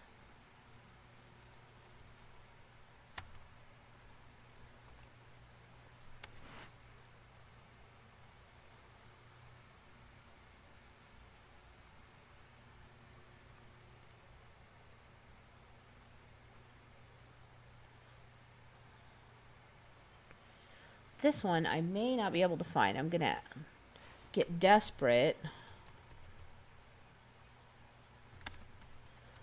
and use the Reddit search engine, which famously sucks. Okay, well, it was actually video of this guy that would slam his back scapulas together like he was clapping, which is really weird. But you've seen a lot of weird stuff, so I give up on that one. Okay, this one is a personal Mandela that I just discovered this week. I've been complaining a bunch about how the USPS rules keep changing. So I've been shipping since 2011, so that's about 9 years now. And I spent a lot of time in the beginning and then regularly double checking USPS rules in case they change, because I'm not 100% sure about some little detail. A lot of times when I'm looking up one thing, I have to read through tons and tons of other stuff, and I spend the time because I don't want to goof up my shipping. Okay, so I tend to be extremely familiar with the rules. I usually know their shipping rules better than the people at the post office. Okay, so imagine my surprise when a couple days ago I get chewed out for having like logos on a box. Basically, I just had a big box and a big thing I needed to ship, and I just grabbed this old box and stuffed it in there. I have been doing this for 11 years. I rarely pay for the bigger boxes because I get stuff in big boxes. If I have a big shipment going out, I have a pile of big boxes. I had double checked this multiple times, and while UPS had rules about what could go on the exterior of the box, the USPS rules were only 2 things. Number 1 rule, it could not have any alcohol logos or words. Like it couldn't say Coors Light, or because you're not allowed to ship alcohol with USPS. So if it had any alcohol logos or words, it would completely hide those. You could not have those. The other rule was you could not have any barcodes that weren't USPS barcodes for your specific shipment. So if there was a bunch of barcodes, you had to completely blot those out. Those are the only 2 rules for like 9 years. And I checked them a couple times, okay? And I have shipped many, many, many times big boxes with whatever on it. So I show up at the post office. I get chewed out for having all this writing. I'm like thinking this woman is whack. What's her problem? I'm like, yeah, okay. I go back. I check up the rules. Maybe they have a new rule, right? Just to be sure. I was pretty confident, but you never know. Maybe they have a new rule. So I find this rule that you absolutely cannot have any logos or words from other companies or whatever. The box I had said Tejano on it, and it's a black tea. It says Tejano black tea. And like, no, you can't have all that writing. I go, I look, can't have it. I look at the date, 2001. This has been the rule since 2001. No effing way. It has not been the rule since 2001. There is no way. That was before I even shipped. So in this timeline, that's a rule. You have to blot all that stuff out. I have not done it in 9 years without one people. I even check with people at the post office. I check their written stuff because the people at the post office don't always know what they're talking about. I'm 100% positive that this was never allowed. So freak me out. Okay. Sometimes the Mandelas do cause a problem at work, and this is another example of it. All right. So I actually have a number of logo ones. I'll burn through the logo ones since they're less exciting, and then we'll get on to some of the other stuff. This one is from RM4200, commenter on the channel, and it is the Toyota TRD logo.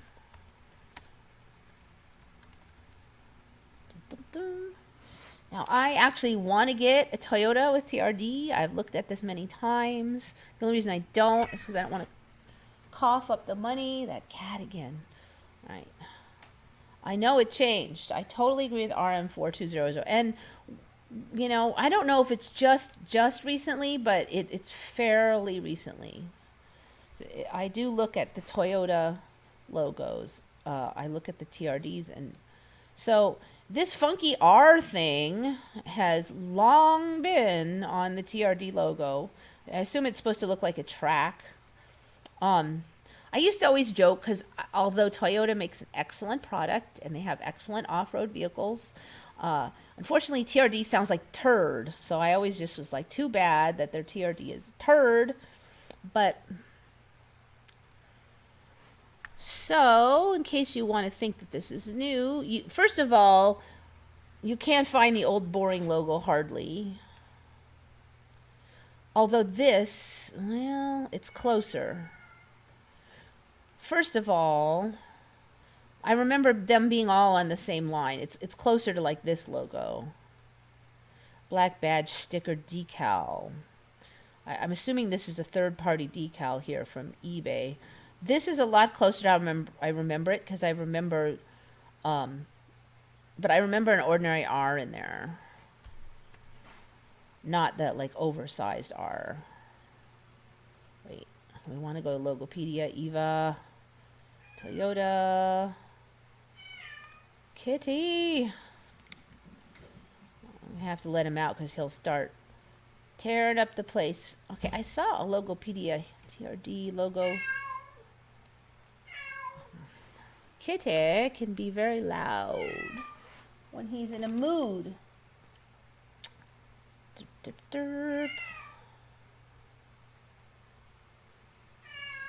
Now, last time I found this, it said it was like that for that funky logo for like 20 years or something. It was a long time, 10 or 20 years. It was not recent. In fact, it was longer than I started looking at TRD to buy one. So many, many years. Heritage timeline. I swear I found a TRD logo pedia last time I looked, though. And I can't find my own one, the old one. That's closer, but the R was normal. So now pretty much on all of them, that R just sticks way down. The other thing I've noticed if you're sitting behind cars on the road is a lot of the vehicles now have their name, for you it'd be tilted this way.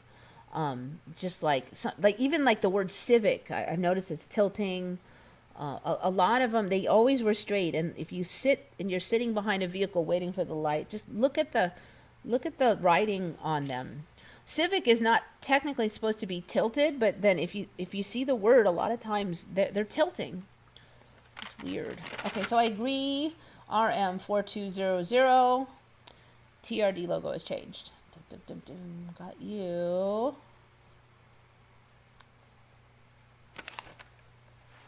Okay, Bridgette Bardot. Bridgette Bardot or Bridgette Bardot.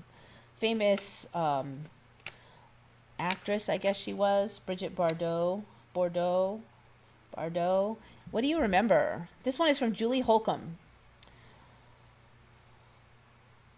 How do you remember that name?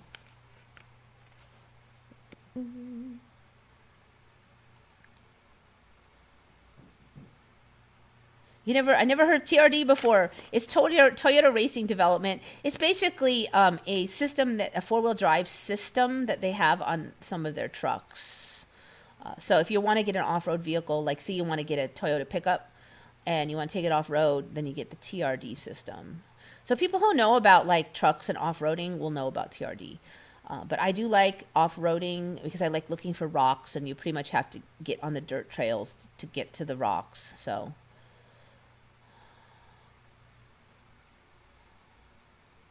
Toyota also made a Toyota Corona? Really? I've heard of Toyota Corolla. Never heard of a Toyota Corona. That's weird. It's weird. Bridgette Bardot. You remember that? Huh. And that's your spelling.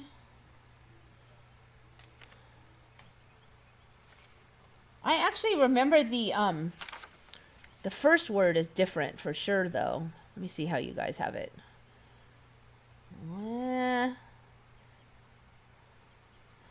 Okay, so Keokukmani is how I remember it. Bridgette with a D, and then a G, and then an ETT. That is the name that I'm sure the first name has changed. I'm really not sure on the last one. Okay, Shari D almost has it, but she doesn't have that last E.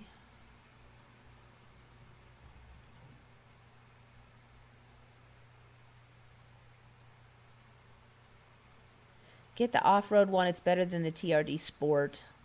Yeah. Well, you have to decide if you have to look at the wheelbase. I mean, is it like a truck base or is it just they don't make a lot of trucks that really have that truck base that's really good for off-roading. And you've got to look at the four-wheel drive setup, and there's just a lot of things.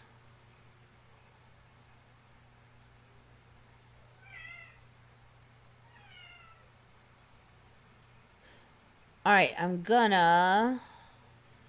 Oh, yeah, there's their horns. Oh, yeah, you're right. There is horns on that one now. On this one. No, I didn't catch that. TRD logo vectors. I think that might be an... That might not be... Pinterest. I'm trying to see if that is even from Toyota, though. That might be... The cat is having the zoomies. All right, I'm going to let the cat out before he goes insane. All right, I'll let you out. Yeah, you suffered.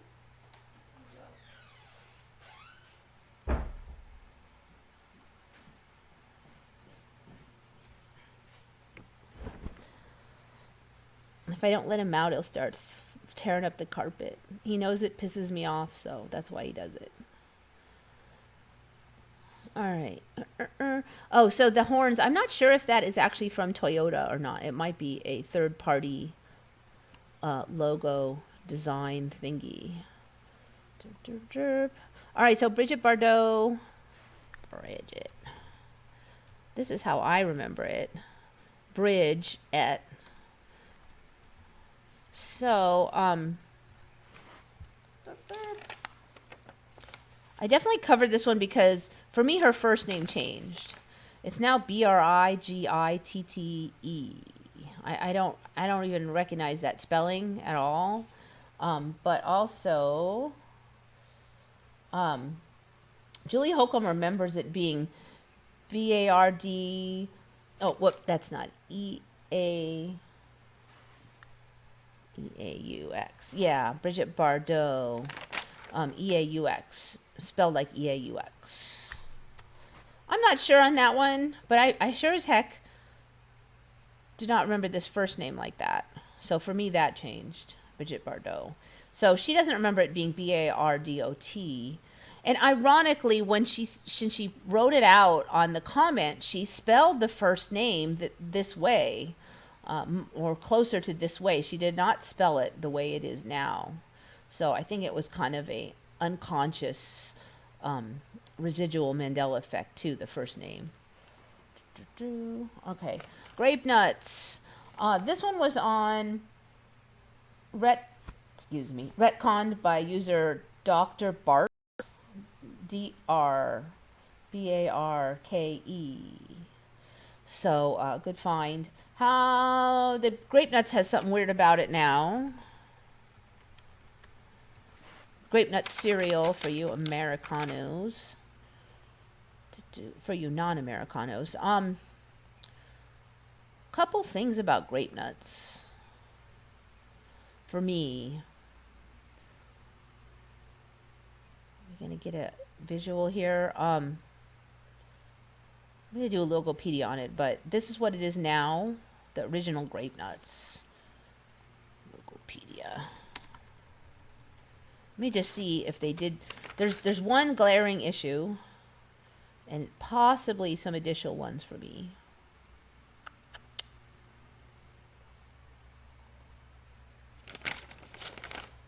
All right, we're almost through the less exciting ones. Grape Nuts. There's not even any time frame for these. Like that's the only one there ever was. The G is totally weird for starters. It's like an 8 that's been chewed off. It's got this little swoopy thing. I remember that being a capital. I do not remember this freaking dash at all. It was Grape Nuts. Don't remember this weird lowercase n being... I just remember that being another capital. So the whole font is different. I don't remember there being a dash. And that was what the original poster was talking about, was this dash.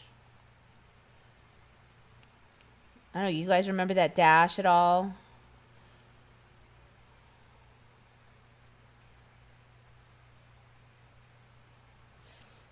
Two hours. Yep. I think I could get through this in the next hour, the rest of it. I accepted the X spelling, but the name came up as being Bardot. Did not correct the spelling. Yeah, see, it's Bardot now. B-A-R-D-O-T. I'm just not 100% sure on that, but the first name, that's a weird spelling. I just remember having a normal spelling of Bridgette.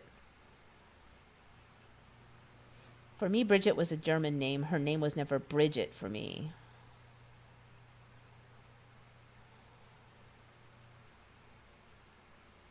Oh, caught it in mid-change. Clorox says wipes getting back in store. Clorox wipes.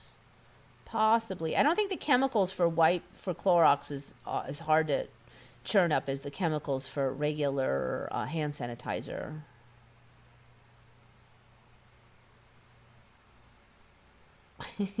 Kitty is never satisfied. If he starts meowing again in 10 minutes, don't be surprised.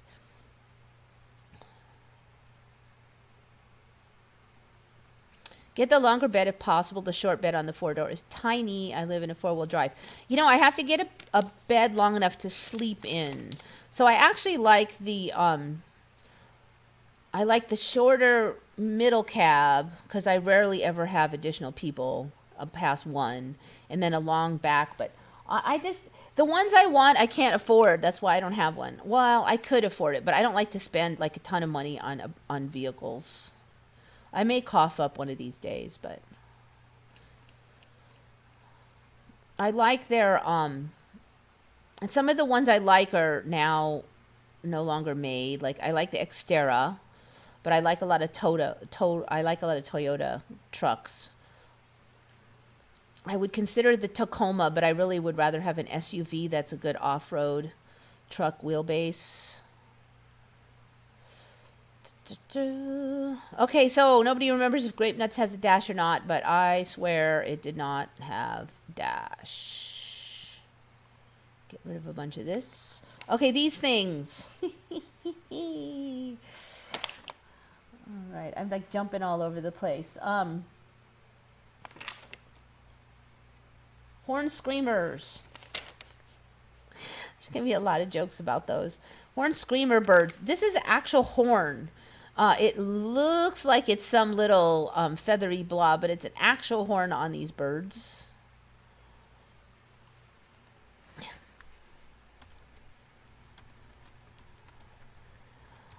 They're not the weirdest bird, but I don't remember any birds having that kind of horn, like a unicorn horn. Plus I really needed something visual to put as the thumbnail, because almost all of these would be super boring as thumbnails. So, yes, we have these goofy birds, and they look dorky. They have horns, and they call it the screamer, but if you listen to them, they sound more like, I don't know, like half a wind bladder and half a didgeridoo or something. They're really weird sounding. I'm going to play a tad of it. Let me make sure it plays. Hopefully I won't get a copyright over it.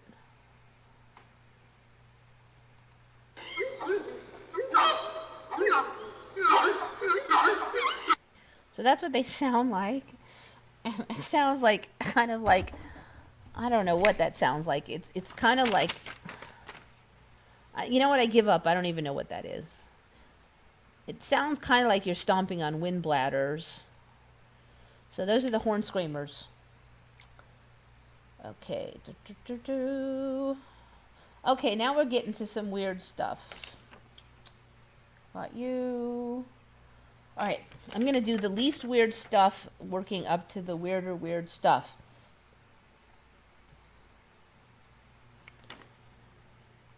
This one probably should have gone closer to the C stuff.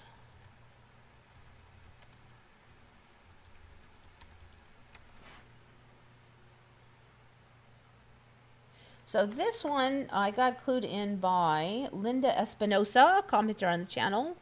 Good finding. Okay, so this has to do with the C in the following. Okay, you've probably gotten familiar with the virus shape, and it's like that ball with those spiky things.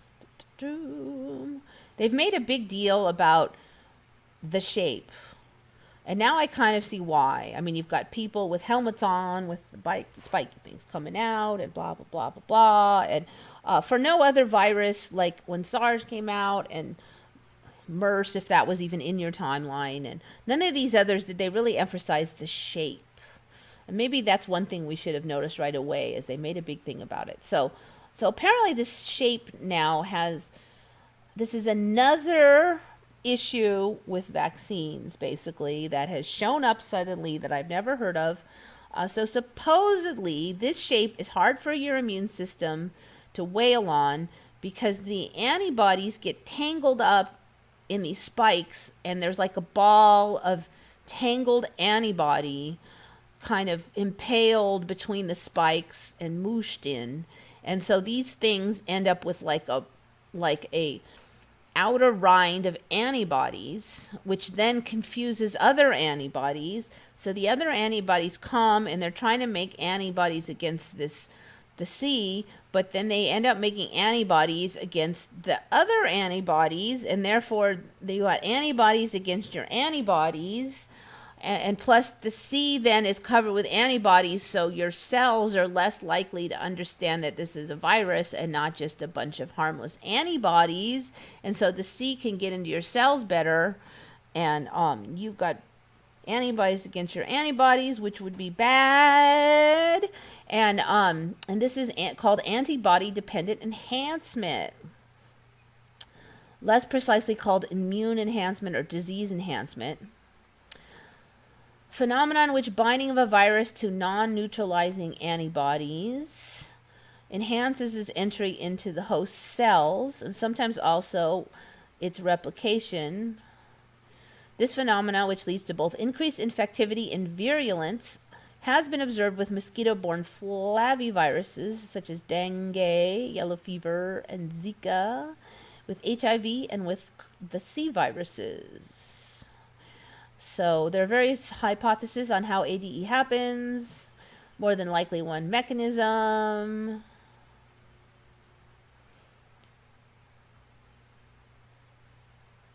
That's actually interesting part. What extent the C receives ADE from prior infection with coronaviruses. I'm not sure how that would have anything to do with it.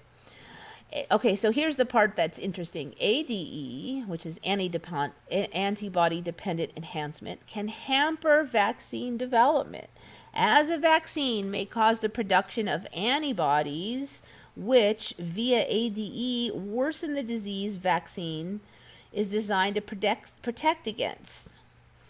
So if you do your vaccine wrong, you can actually make the disease worse.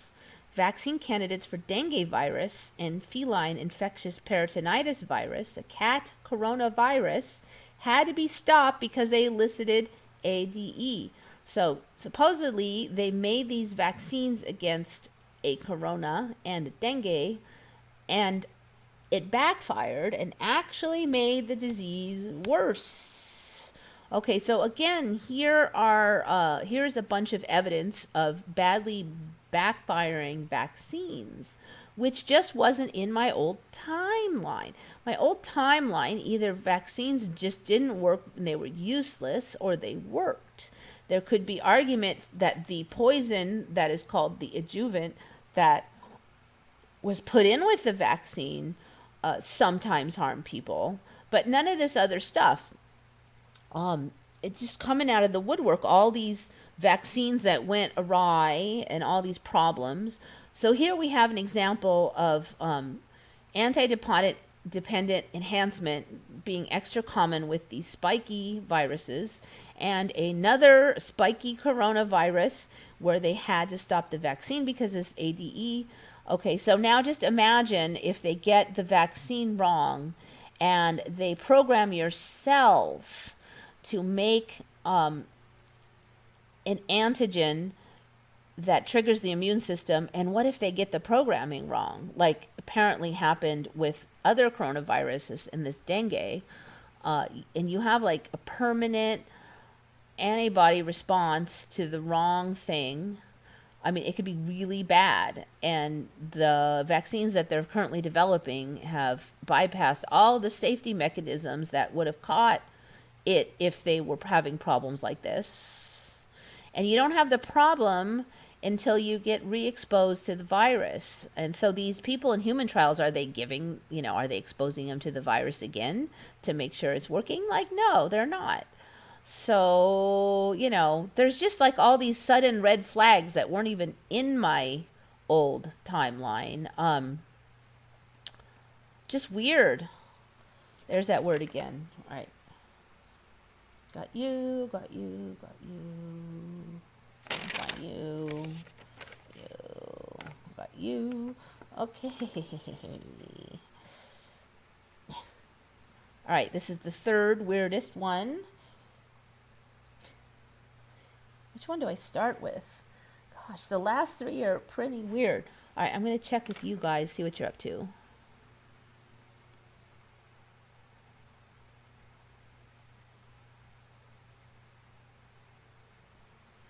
You would have to get a long bed for sleeping if you want to keep the tailgate up. If I get an SUV, most of them are long enough that if I flip the back seats, I'm fine. So I would have to either make sure the back seats lay flat, or I would have to make like a wood plank to lay on, which is doable. I don't mind sleeping at a slight tilt as long as there's not like a giant kink in my back. I could make a little kind of rampy thing that just kind of covered that kink. I saw these birds with horn yesterday on Facebook. Dun, dun, dun. Yeah, the new Mandelas, they like to get shopped around, so mine's a Tacoma, and I also have I definitely looked at Tacomas, but I really would prefer to get an SUV because I put my rocks and stuff in there, and I have had stuff, I have never get a Chevy, but I inherited it, and there's always something wrong with it, but it's a pickup, and I've had stuff swiped off of there, just like, things of water and stuff, the stuff that people steal off the back of the bed. And since I'm usually buying rocks that actually are worth something, or picking up rocks that I might be worth something, I would rather have an SUV so I can have them locked in. I could get a pickup and then put a cover on it, whatever you call it. Need input as the engine man expert. Frankly, I look at how they look, and I look at all the reviews for the off-roading, and I look at the price, and I look at the reliability, which is really, really important to me, is the reliability. So usually I narrow down the list pretty good, and I just have to be able to sleep in it.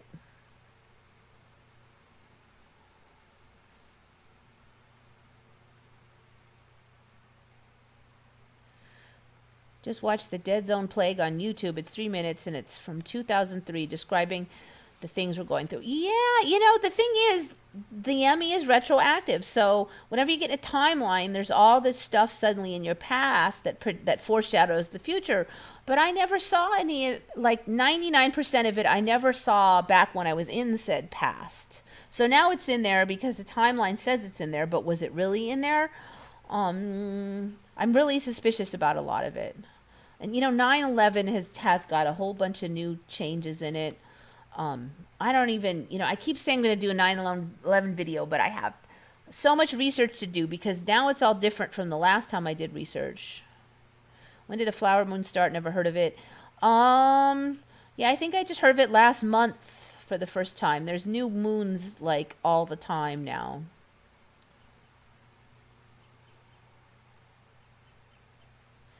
There's a great video of an Italian man speaking out on the sea on Ike's website. Huh, is he talking like, was he like, does he have first person knowledge? I'm kind of curious. Um, Toyota's expensive. Yeah. I mean, yeah, Chevys suck. They're not reliable. Actually, it's comfy, and when it's driving, it drives great. It just brakes all the time. And you know, Toyotas and Hondas, when they brake, I mean, they brake a little bit. You can still drive home. But when a Chevy brakes, it's like all the gas falls out. Like one time something broke and all the gas fell out on top of the exhaust. I'm lucky I didn't like blow up because the exhaust is hot. You know, it has catastrophic failure. And often. I think he's a doctor, Dr. Tenpenny. I saw the Tenpenny one. Yeah, I definitely did. What's that channel I'm liking lately? I'm going to see if I can find that one. Oh, Unheard. Channel is Unheard. Unherd. He has a lot of scientists on there. And he'll get anybody on there for or against the current mainstream. But he has a lot of against scientists. I would definitely try to watch that in case he loses his channel. It's all very scientific. He's not, he doesn't yell. He doesn't even spend much time like hypothesizing. He just interviews people and he's a pretty good interviewer. I definitely recommend that channel just to see, you know, the two sides of the story, and especially to see the non-mainstream side. But it's not crazy stuff, you know, it's just scientists who've done research up there. I mean, it's not crazy sounding stuff. I don't even know what's crazy anymore. Like, the whole world is crazy, so the crazy stuff doesn't even sound that crazy anymore compared to what's on mainstream TV. Okay. Okay. Okay, I'll do that one first.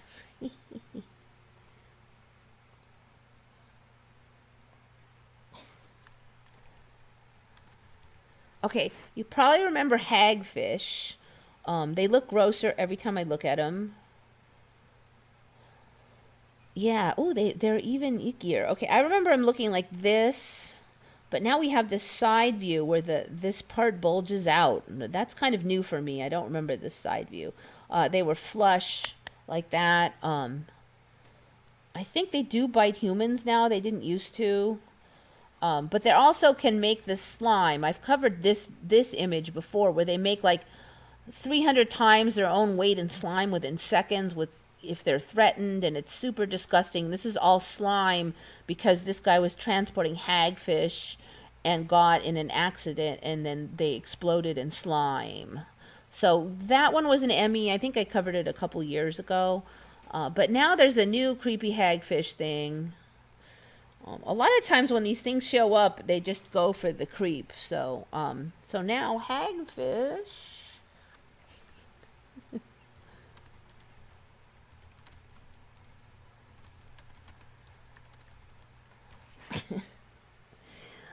A new study has shown that hagfish can absorb nutrients through their skin and gills. Once inside a carcass, hagfish surrounded by a high concentration of dissolved nutrients. Some invertebrates, including mollusks and worms, also are known to absorb nutrients through their skin or gills. So this is all new to me, but basically, so these hagfish now, and if you read the articles, they'll say that the hagfish basically chew their way into the carcass, and then they absorb food through their skin and gills. And they even say that the skin and gills are more efficient at absorbing nutrients than the intestines. I mean, like, what are intestines even for if you can just absorb food through your skin? There's even some yammer about maybe humans originally could like way back before we were really human, could possibly also do this, but then we got more specialized. So they're saying that like worms and mollusks and other creatures can also do this. So it's not even that weird a concept, supposedly. I mean, it is for me. I've not heard of this. And their gills, even, aren't you supposed to be breathing through your gills? Now you're just like a big food sponge. Anyway, so yeah, we got turtles breathing through their butts, and you eat through your skin and your gills. So you breathe through your butt, but you eat through your gills. I don't know. The timeline is just totally whack. All right, so that's the third weirdest. I don't know what's the second weirdest. They're both pretty weird. But this one is not really a Mandela, so I'll do this one. It's just super weird. This is just weird. Bite. I saw this on Quantum of Consciousness channel.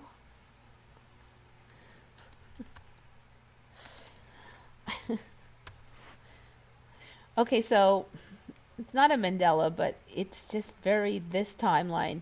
Okay, so, and it's supposed to be from 2014. So supposedly there's this company called Bite Labs. I can't really see how this is from 2014 because it really seems to me like this whole cost effectiveness of growing lab grown meat is just the last few years. So it seems a stretch to me that this came from 2014. But supposedly this guy from Bite Labs wants to get, you would think this is not legal, but he wants to get sample flesh from celebrities and then grow them in the lab, so it's going to be human flesh, and then make salami out of the lab grown meat and then sell it to fans. So like, say you're a fan of Kanye West, then they would make Kanye West human lab grown meat salami and then sell it to you. So he's saying 30% celebrity meat and 40% lab grown animal meats. I don't know why even put the lab grown animal meats. Does it taste, human meat taste bad? I mean, who would even know? You would think that there'd be a law against cannibalism. Are they going to say that this is not it? So basically this is, it's cannibalism of a form. It's totally weird. Eat celebrity meat. I mean, there's a lot of jokes you can make about that saying. It's admittedly pretty funny having us spend a month drinking Soylent and wading through press releases about Google burgers and in vitro meat. Bite Labs seem to offer a reasonably clever, well-executed satire and the Silicon Valley food tech. Except for, as best I can tell, it's not a joke. I mean, this, they have a website, they're advertising, blah, blah, blah. It's interesting they brought up that Soylent, though, because if anybody knows the old movie where Soylent Green is people, and then I didn't put it together, but a couple of years ago they came out with a Soylent Green food, and it's made out of soy, S-O-Y. I'm like, who came up with that name? That's ridiculously stupid and oblivious. And somebody should have said, hey, you shouldn't come up with a name that sounds like it's made out of people meat. But now I actually feel like that was just typical current timeline shenanigans. Soylent Green, soy. I don't think they actually called it Soylent Green versus Soylent. I think they just called it Soylent. Why is it named Soylent? Because it has soy in it. So yeah, they were trying to push this food called Soylent. Soylent, the food of the tech gods, needs a rebrand fast. They had to know that it sounds like Soylent Green. Anyways, just this current timeline stuff. So the current timeline has a company that wants to feed you human meat. And apparently it's not illegal, as best I can tell. Like I said, they have a website, they have a Facebook. There's no indications that they're joking. It wasn't posted on April 1st. It's been up for quite a number of years in this timeline. Okay, so now for me, this is the weirdest one, but this is kind of a space one. And it's just kind of the reality jumps the shark, and it's totally backwards and ridiculous. It's sort of like papaya testing positive for the sea, but even weirder. And it even has the word weird in the title, so you have to like it.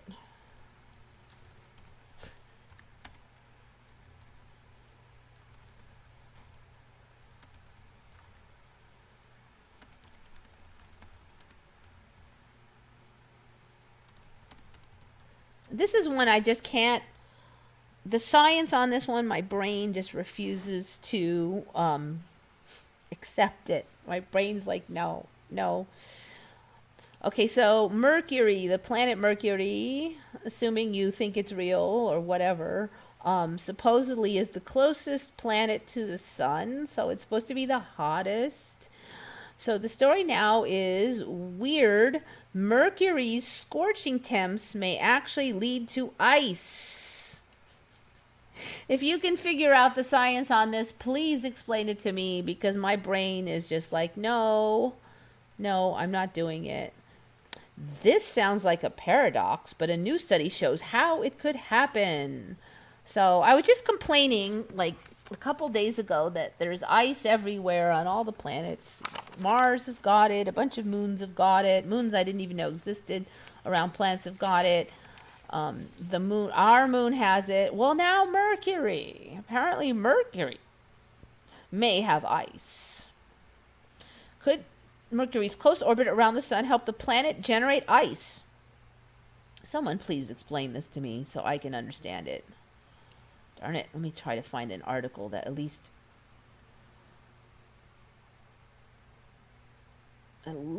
tries to explain it. Heck, I found one last time right away. Some of this research I did on my other computer, so I at work, so I can't see which one I clicked on before that had all the answers. Blogspot, let's try this. See, now some of these articles says it does produce ice. Others is may produce ice. What? Can we have the writing, please? Let's try this one.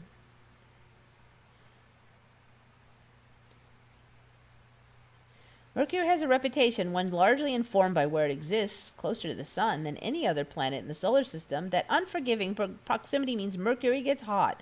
Really hot. Temps can reach a scorching 430 degrees Celsius, which is 800 degrees Fahrenheit, but they also plummet to minus 180 at night. Then there are places on Mercury where the sun don't shine ever. On its poles, Mercury, like the moon, has what's called permanently shadowed regions. This is weird because this is not the story I read like 3 days ago.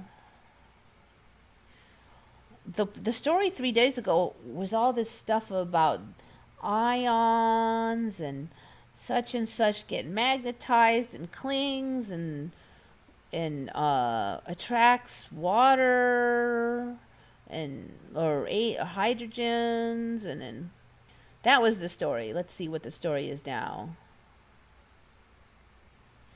The phenomenon is explainable. Asteroids, comets, and meteorites can deliver ice when they crash onto the surface of the planets. And if these ice deliveries end up in the dark craters, they never see sunlight and never get a chance to thaw. This is not the story I read like 3 days ago. Okay, here we go. Okay, so this is an interesting part then. So they already thought it had ice, but from asteroids, apparently. See, for me, the whole planet was too hot. It was a soothing cauldron of heat. Scientists propose that at least some of Mercury's ice is actually produced because of the extreme punishing heat. This is not some strange out of left field idea. Oh no. The basic chemical mechanism has been observed dozens of times in studies since the late 1960s. Well, of course it has. Duh. In the team's new paper, researchers using modeling to explore how this chemical mechanism could take place on Mercury in a continuous water formation process that relies on minerals in the planet's surface soil and a process called recombinative desorption. RD. RD is research and development. Now, it's recombinative desorption. The soil minerals contain metal oxides, which are bombarded by charged proton particles carried on the solar winds, resulting in the formation of bound hydroxyls, molecular hydrogen, and water. In the airless environment and under extreme heat, H2O molecules will be freed from the surface soil, diffusing and drifting across Mercury's atmosphereless environment. See, it used to be no atmosphere means no water. It would all fly away. If such water molecules happen to drift into Mercury's permashadows, they likely will freeze there and never see the light of day again. Okay, so the old storyline, let no atmosphere meant all the water would burn off, is now apparently defunct. Water formed from this mechanism will inevitably mass in the cold PSRs and will contribute significant amounts to the surface of Mercury over geological time periods. Overall, ice deliveries from asteroids and meteorites would still account for the vast majority of Mercury's polar ice. The heck, I didn't even know it had polar ice. Mercury has polar ice? Psh, psh, polar ice. Obviously did not read enough on this. I was just shocked about the ice. I didn't know they had polar ice. Okay, get a look at this. Mercury. Okay. Let me just look at a photo and see if the poles are visible. Oh. Okay, they're not as bad as the Mars poles, but it looks like we got something incubating here. I don't know, is this the polar ice here? Polar ice.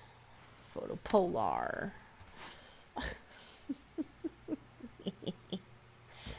All right. All right, it's not super visible. Not yet, but apparently it has polar ice. Okay, so there you go. The total amount that we postulate would become ice is 10 to the 13th power kilograms. So that's 10, 100,000, million, billion.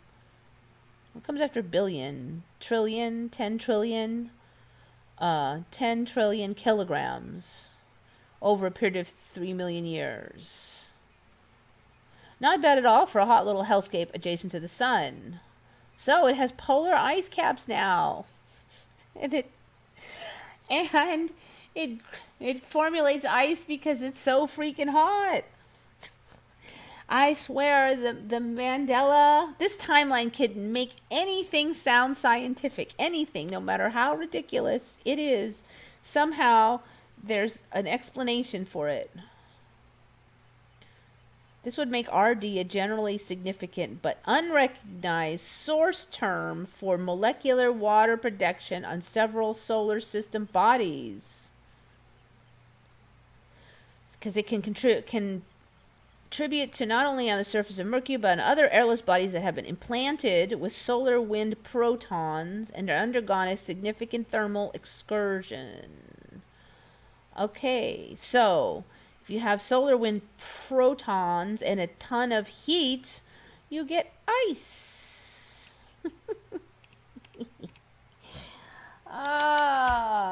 There's another shark jump for you. I think that's everything I wanted to cover now. Nuts, screamers, Mercury, bite labs, hagfish.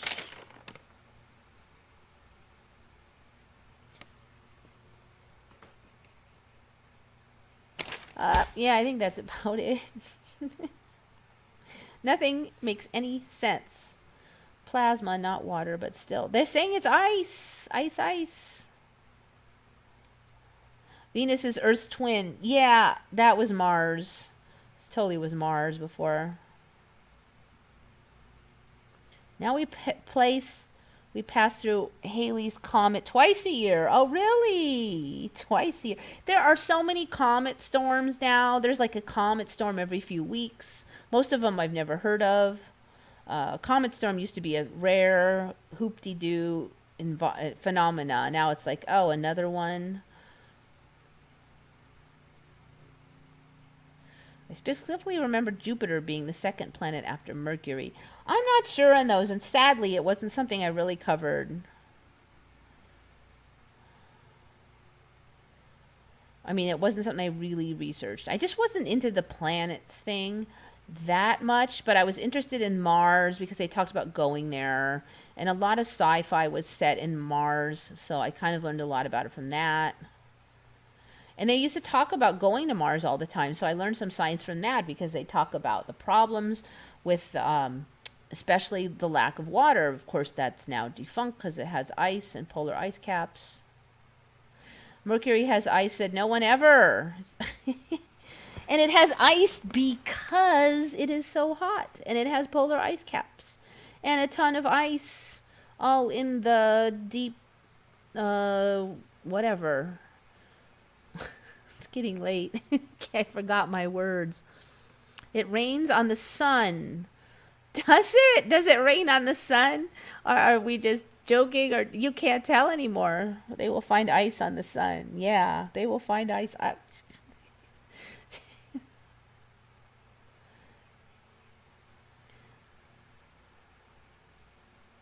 That's where Arctica disappeared. Yeah, they plumped it. Well, there's ice on Mars and there's ice on Mercury. I don't know if there's enough there wasn't enough Arctica to cover all that, was there? My brain has got the gone fishing sign up for some time. I think they are making this stuff up, so you repeat it and sound stupid. Everything here sounds stupid. I mean, all the media sounds stupid.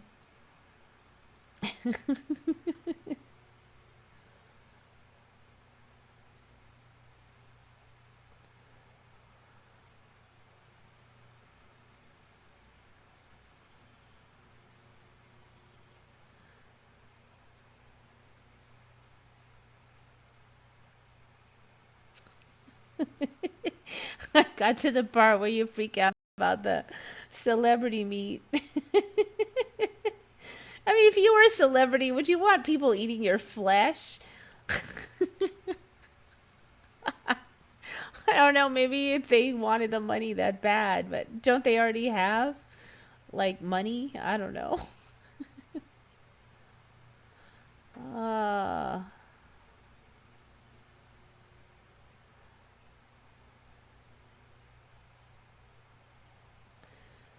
Plandemic, the documentary, The Hidden Agenda Behind the Sea. See, I don't know. There's so many storylines. I don't know which, if any of these, are going to come out to be the right one. I do think we're going to go through, like, the mill a little bit, but, I mean, you could say we already have, and yet we're fine. But I just, I think that there's going to be a lot of pressure on people to choose their humanity or choose to escape it. And maybe that'll be merging with machines, getting the vaccine. Somebody was talking in the comments about the virtual reality augmented glasses hooked up to a computer, those kind of things. Are you going to choose the path of escaping humanity, or are you going to stay with it? And I think it's more obvious even ever to me, seeing our own biological upgrades, that we can get our upgrades without going to a machine. I mean, we can get them spiritually or paranormally or whatever you want to call it. We don't have to meld with a machine. So the temptation is now totally gone because I see us evolving, naturally, and I would rather take that route. I kind of feel like this is the parable for what's happening, is that, you can get promised everything you ever wanted. And I think that's kind of what this machine paradigm is trying to promise you. Smarter, they'll probably maybe promise mood stabilization, fantasy. You can see your fantasies right in your mind, all those things. You can get promised everything you ever wanted, but if you're not ready for those things, I think they'll just corrupt you and make you less human and unbalanced and unstable. It's kind of like humans want things, but think about when you were a little kid, all the stupid crap you wanted. Like a little boy might want like a shotgun or an Uzi or a cannon, but you don't give a little boy those things because you know that they're not mature enough to handle them. They're not ready. So what if you just said, oh, you can have everything you want? So if you give these children, these little kids, everything they want, they grow up to be spoiled little monsters, and they're unhappy and crabby all the time. They don't appreciate anything they got. They're, 99% of the time at least, they're awful little horrible beasts if they're given everything they want since a child. Spoiled, rotten little monsters.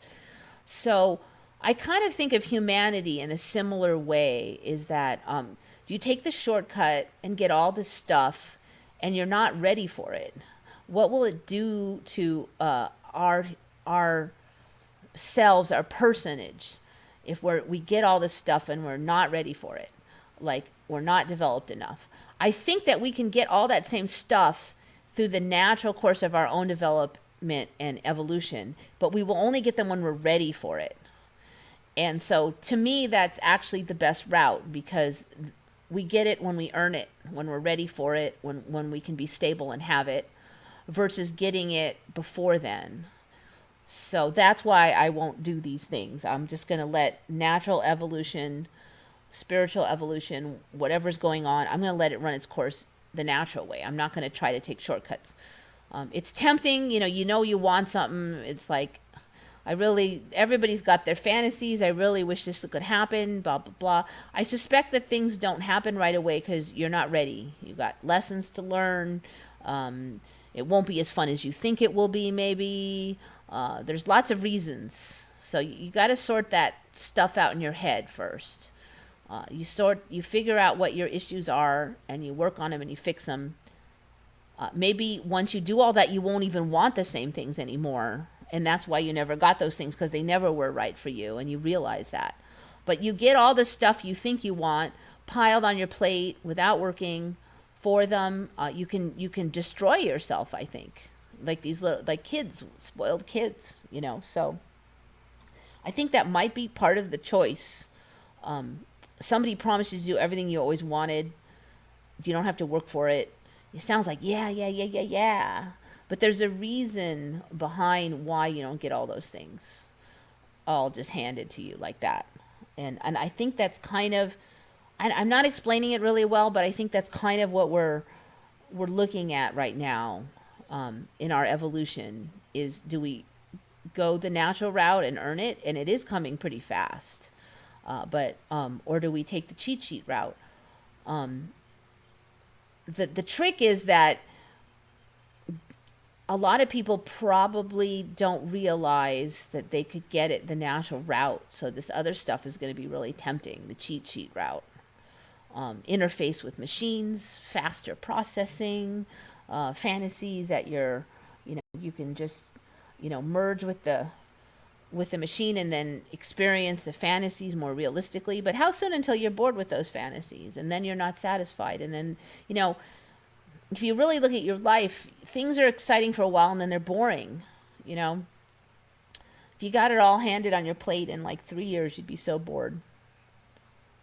Wisdom, yeah, the wisdom, but the development, yeah, you could call it the wisdom. Definitely. Do you get all that stuff before you have the wisdom to handle it?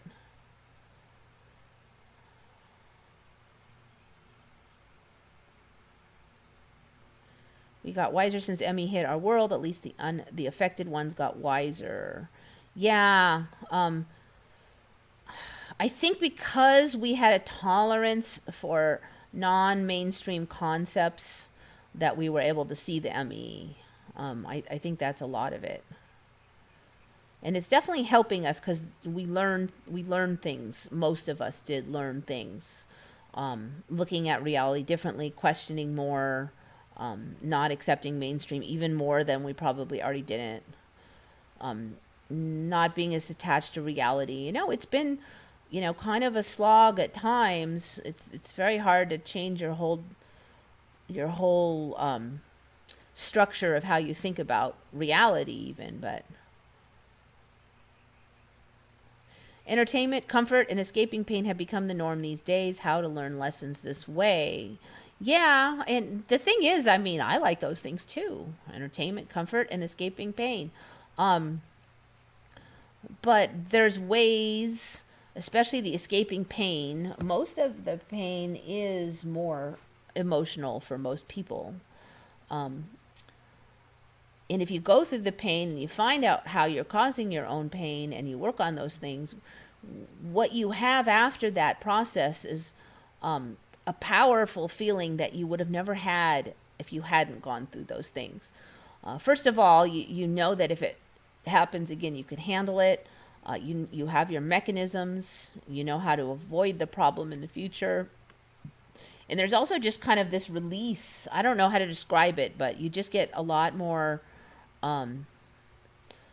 There's some kind of development that is, you notice it. But if you just have that pain like taken away and you don't go through it, and you just like artificially, like drugs is a good example. People just take drugs and so they can't think of that, their brain is too stoned out to think about their pain. They never develop. In fact, they tend to just have more other problems, so that doesn't seem to be the route to go.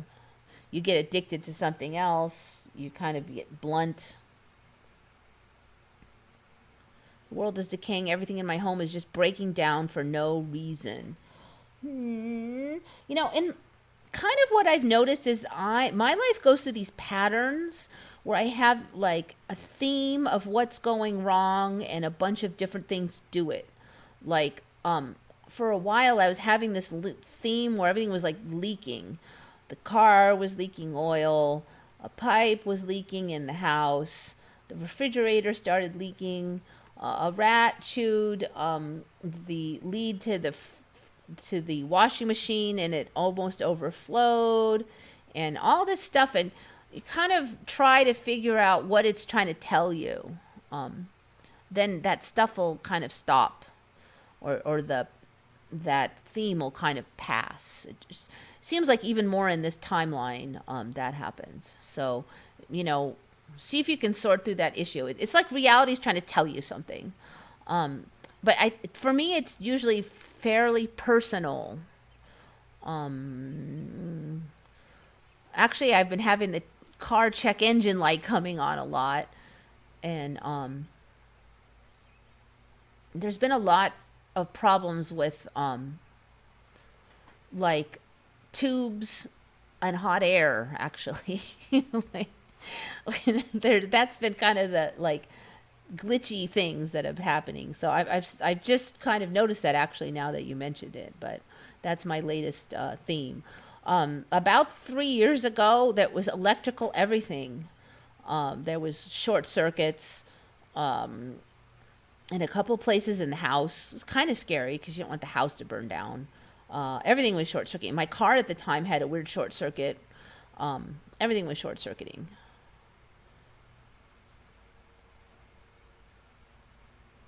It took 1.5 hours of polite argument to get a locked believer to admit there was at least a few inconsistencies. I've never seen such a widespread stubbornness. Yeah, it used to be that, if you tried to argue, like, hey, look, this government agency's dumb, that it wasn't that hard to get a yay out of people. People used to be fairly open to the idea of stupid government agencies. But strangely, people just, no matter how good you make your case, and even if they concede all of your points, they'll just kind of forget about it in 5 minutes and jump right back into believing everything the mainstream said. It's strange. And yet the evidence for weirdness is much stronger than it's ever been. I feel like if I took this evidence back to my old timeline, then everybody would have went, holy cow, that's totally freaky. But in this timeline, evidence is practically wailing people on the head, and yet they refuse to see it at the same time. So way more evidence, but way more blindness.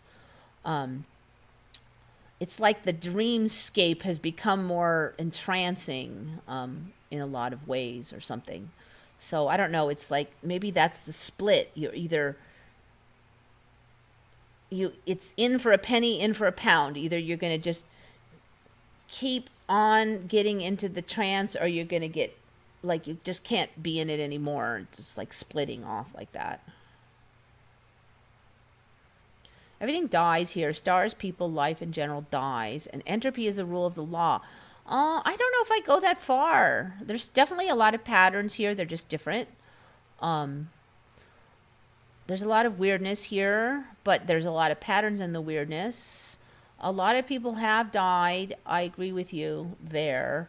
But I really saw, I talked about this before, but I saw a lot of deaths and like daily, just before the sea really kicked in. There was all these weird deaths. I talked about that. I'm like, why is everybody dying?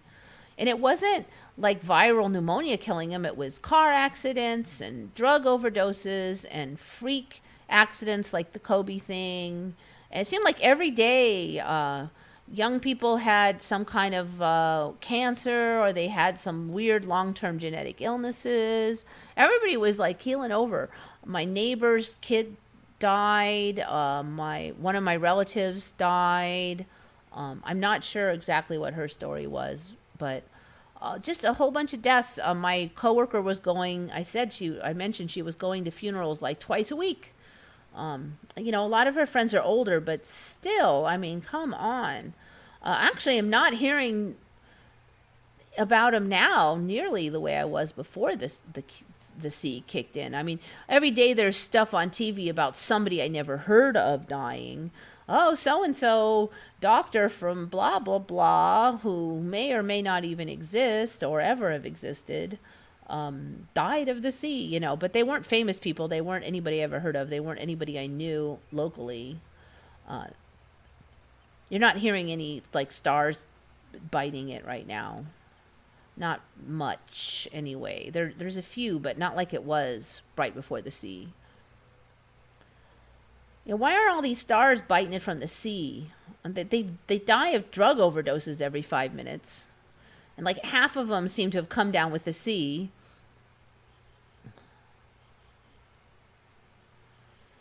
Seems Mandela affected people have one thing in common: a certain life philosophy and disappointment with the current state of the world. I don't know, that last one seems pretty popular, though. Everybody's always complaining about everything here. But I don't know. I kind of know what you mean, though. There's a certain... when I went to the IMET conference last year, there was definitely a very different feeling to all the Mandela affected people there, especially the YouTubers and the people who are really into it. But even the regular people that were more like just following the other channels, they're just, there's a depth that it's hard for me to describe. Like, they really feel like people, and they feel a lot more like people that I remember from my old timeline, just kind of really there. It seems like a lot of people here just seem like they lack depth compared to my original timeline. They're hypnotized or blinded, in trance. Yeah, exactly. It's like, it's like I used to see this only for like love affairs. You know how like some guy, a lot of times it's guys, but they get totally in love with this girl and they can't see anything wrong with her. Even all the rest of us are like, God, she's such a pain, and she lied, and she's, complains all the time, and the rest of us will have this laundry list of irritants, but the guy in love can't see any of it. And no matter how blatant the evidence gets, he'll just naysay it all away. And this is what it reminds me of. But then eventually they would break up, and then he'd see all that stuff, and he'd realize he was being a dumb arse. And he's like, oh, why didn't I, notice this, right? That's what it reminds me of, but I used to only really see it mostly for religious, like super religious people in cults, or like people in love would be the two times that I really would see this. And now it's like kind of like the norm here for like listening to the media, and no matter how much evidence you stack up, they just keep fighting to not see it and to make up excuses for it and stuff. It just seems more common. They must awaken by themselves. It can't be forced or taught. You can lay little clues and some of them will bite.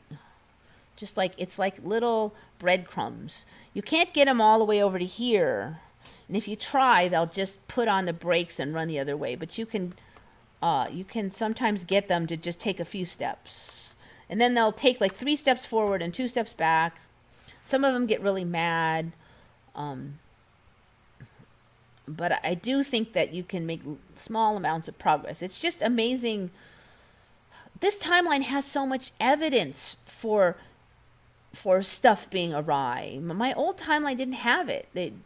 Everything could easily be naysayed, but there's so many screaming weirdness, coincidences and stuff here. We've got mannequins on the video and you got rules on the books that you can't film in the New York hospital, and you've got images of mannequins, and there's a couple of videos where people apparently caught cameramen faking people on a stretcher. There's one where the guy on the stretcher is filmed for a while, and then he jumps up and throws off all the stuff off of him and walks off. He's fine. He was never a sick guy in a stretcher. He was an actor, obviously. I mean, there's a bunch of this stuff. But, you show them that, and they just still, even though there's tons of evidence, they just, nope.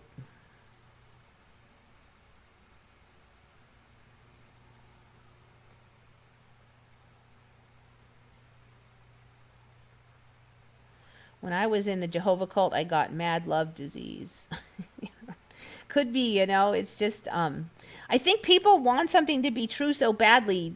That used to be the case where you'd see this kind of brainwashing. Like, they really wanted it to be true. They really wanted that love feeling. And then the cult, they get a lot of love from the cult, and they really want this to, the cult tells them stuff they want to hear, and they really want it to be true. You see that a little bit with politics too. But now it's gotten like, since when do we trust the media that much? When do we trust the government that much? When do we totally not see obvious lies and stuff? So, it's just weird.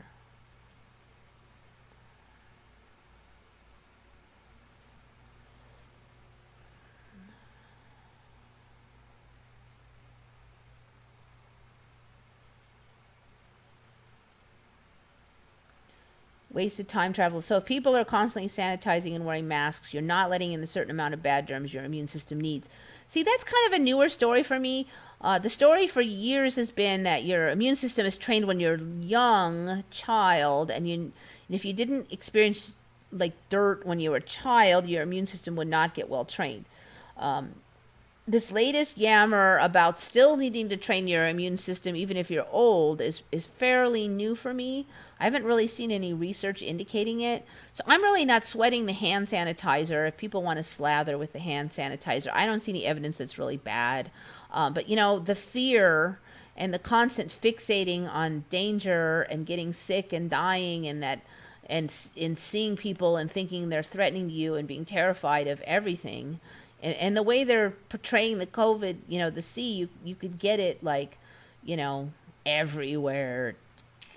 It's just that alone, that stress and not going outside and not getting vitamin D and not socializing with your friends and not getting enough exercise in some cases because all the sports are shut down and the gyms are shut down. And all of those things, I think, will likely contribute to immune system shortages. Emotional is huge when it comes to immune system. Stressed, depressed, fearful constantly, all day, angry at others who you think might be going to kill you because they're out there socializing, and hating them for that and that kind of thing.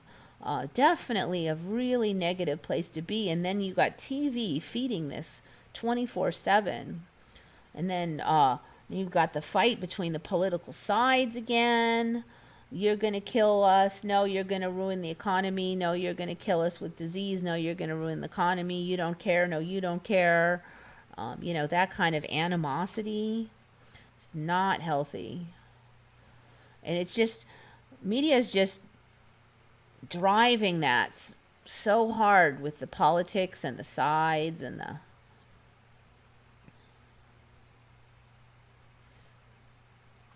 Same here. I wasn't going to say it, but people around me that I've known through the years often on up have up and died lately. A lot of people have passed on. What I saw about 2 years ago is 2, 3, 4 years ago is a lot of really mean people I knew died. They weren't like really, I wasn't really close to them, but just people I knew that were just, like the husband of my landlord where I rent for work was just a mean person. And he died suddenly. He got cancer and died in like weeks. And there was this other guy that I knew somewhat from my days as a contractor, and he was a really mean, nasty guy, and then he suddenly died, and he was just like my age, and I'm not sure exactly what he died from, but he was suddenly gone. So I was thinking, maybe they just can't shift into the new timelines. I don't personally know anybody who's died super lately except for that distant relative. Like that was the closest person to me, but neighbors and other people around have died, a lot of them. And I don't know any of them well enough to really know the pattern there, so like personality-wise or anything. All these bad diseases went into full swing when all the germ-free stuff came out and people quit getting the sun. Yeah, see, that for a long time in my life, I wondered why nothing made sense, like why people did dumb things. But if there's kind of a trance thing going on, if sun is important for vitamin D and food doesn't have enough vitamin D, then how can sun be so bad for us? And then why are they, like my sister-in-law, if her child got 10 minutes of sun, she would freak out. I mean, you had to when her child was a baby, she's like, if you're taking her from the car to the restaurant, you got to put sunscreen on, because look, her skin's getting pink. I'm like, if she gets pink for 2 minutes and then goes back to normal color, it's okay. It's not a sunburn. Oh no, our family sunburns at the drop of the hat. I'm like, she's not sunburned. She, her skin hasn't seen the sun in 3 years. It's just a little surprised, the phobia, she was convinced that everyone was going to die of cancer if they got 2 molecules of sun. I'm like, there is no way that humans could be that wimpy. Spraying the skies. Yeah, I don't know what to think about all that stuff. I really don't. Shutdown has caused a rise in suicides, spousal abuse. Yeah, that's on the media. I don't know how much of reality and media I trust. I mean, logically, you would think that's the case. So yeah, I mean, it's absolutely logical that happens. I don't even know anymore. I really don't.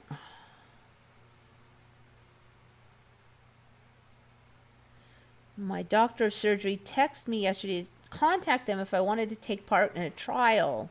Yeah, what's the trial for? Better not be a vaccine. I suggest you run away from that biz.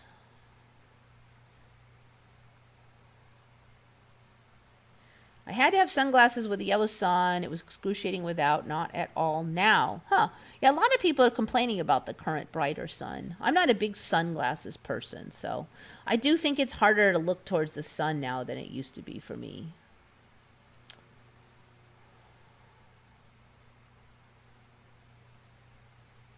So there's just so many stories now. Then there's so many conflicting ones. You got the fear of the 5G, and everybody's saying 5G causes corona, and then totally getting humiliated. And now there are people that if you say the word 5G, they're like, shut up, I don't want to hear your stupid stuff. Then after all that, now there's the evidence that 5G might be bad is really starting to show up after, after everybody looks stupid. Now the evidence shows up. It's just the timing is really strange. It was the same timing with the vaccines. There wasn't that much evidence. That everybody was absolutely humiliated if you said you were an anti-vaxxer, and it became like the national sport to make fun of anti-vaxxers. And then now suddenly there's all this evidence. So I don't know. That's the pattern. Just keep watching for it. Anything that becomes a sacred cow, expect more and more evidence. Then after it becomes a sacred cow, look for the evidence. See if it's there, because it just seems to be the pattern now. I'm not sure exactly what the point of that pattern is, but it is an interesting one. They put a 5G thing on the Himalayas. Of course they did. 5G has such limited distance. Don't they have to put like 500 5G things up on the Himalayas? I mean, what's the range of a 5G tower?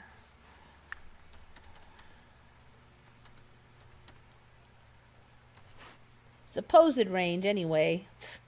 Who knows?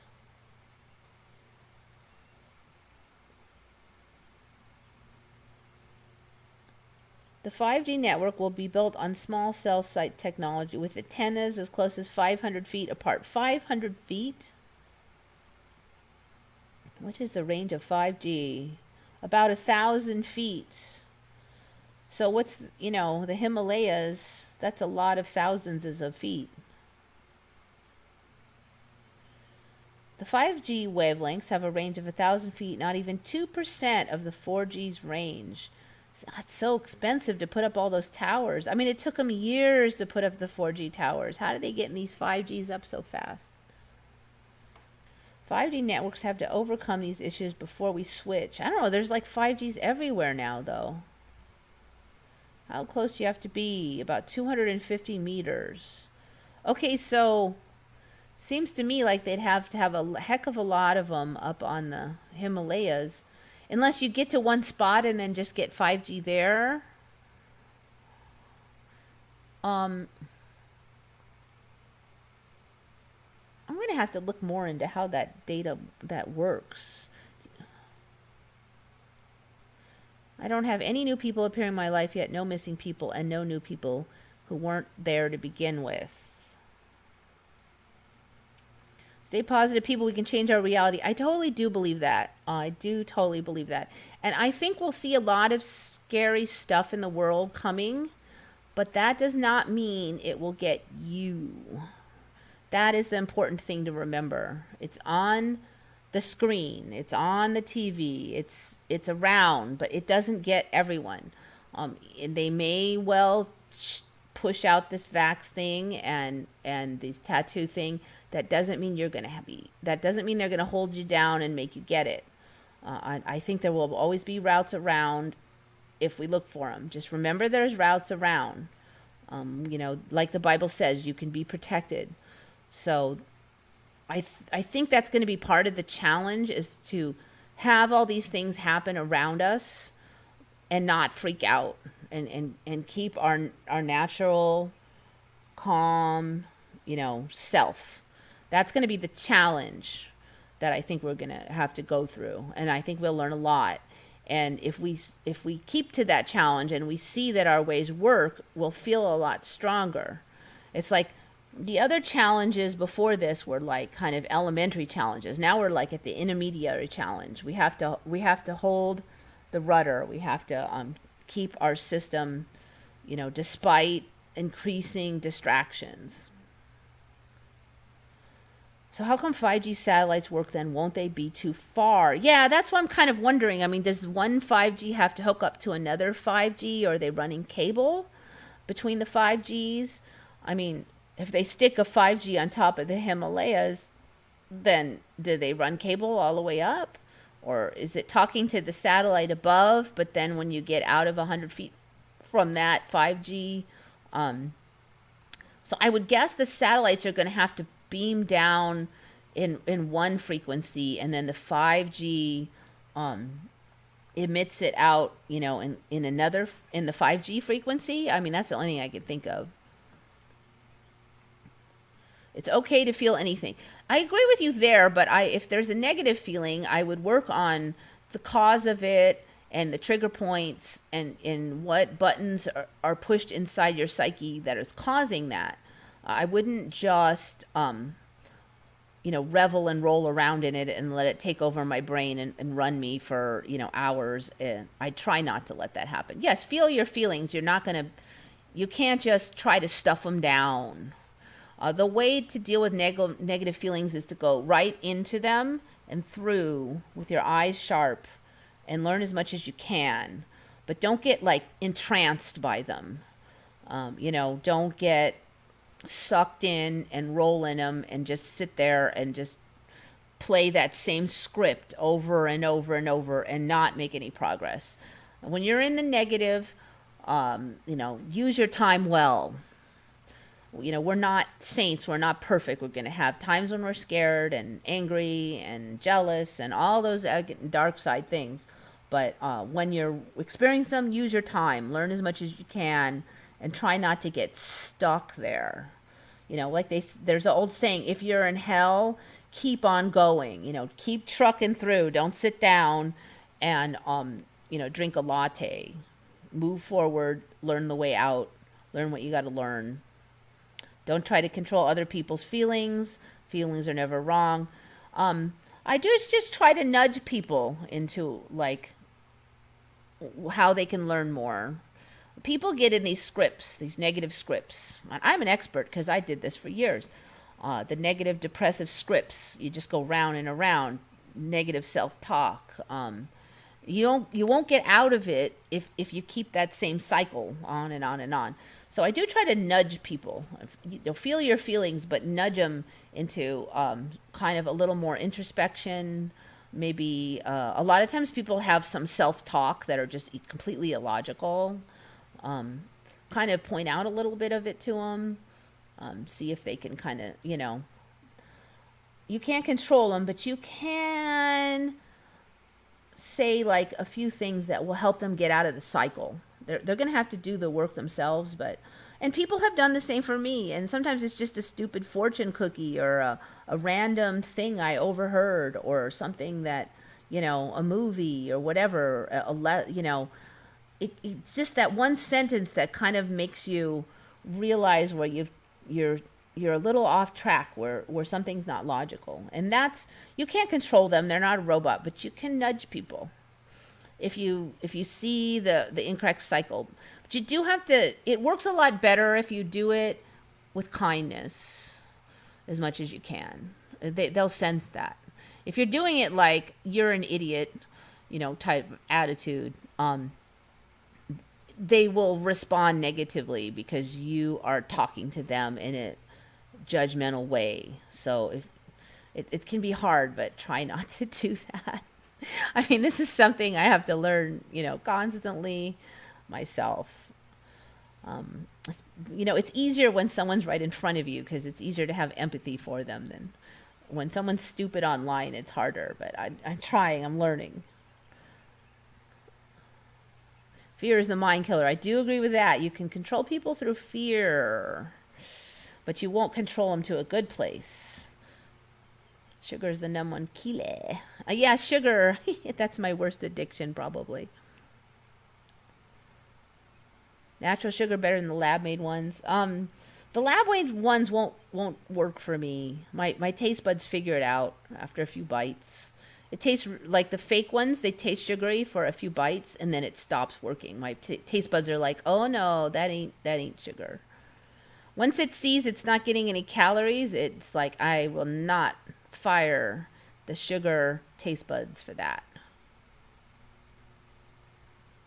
Anyone in America not notice you can't see stars due to Musk's satellites? Are you talking about that Starlink thing that suddenly was there and I never even heard of it until recently? I have not seen those. I've seen them online, but I have not seen them in person. I can hardly see any stars except for that thing they're calling Venus, which is so incredibly bright. Ridiculously bright. Yeah, I can hardly see any stars. Stars have been going away from me for quite some time, so. But telling someone they shouldn't have such and such feeling is controlling. I agree. And you can't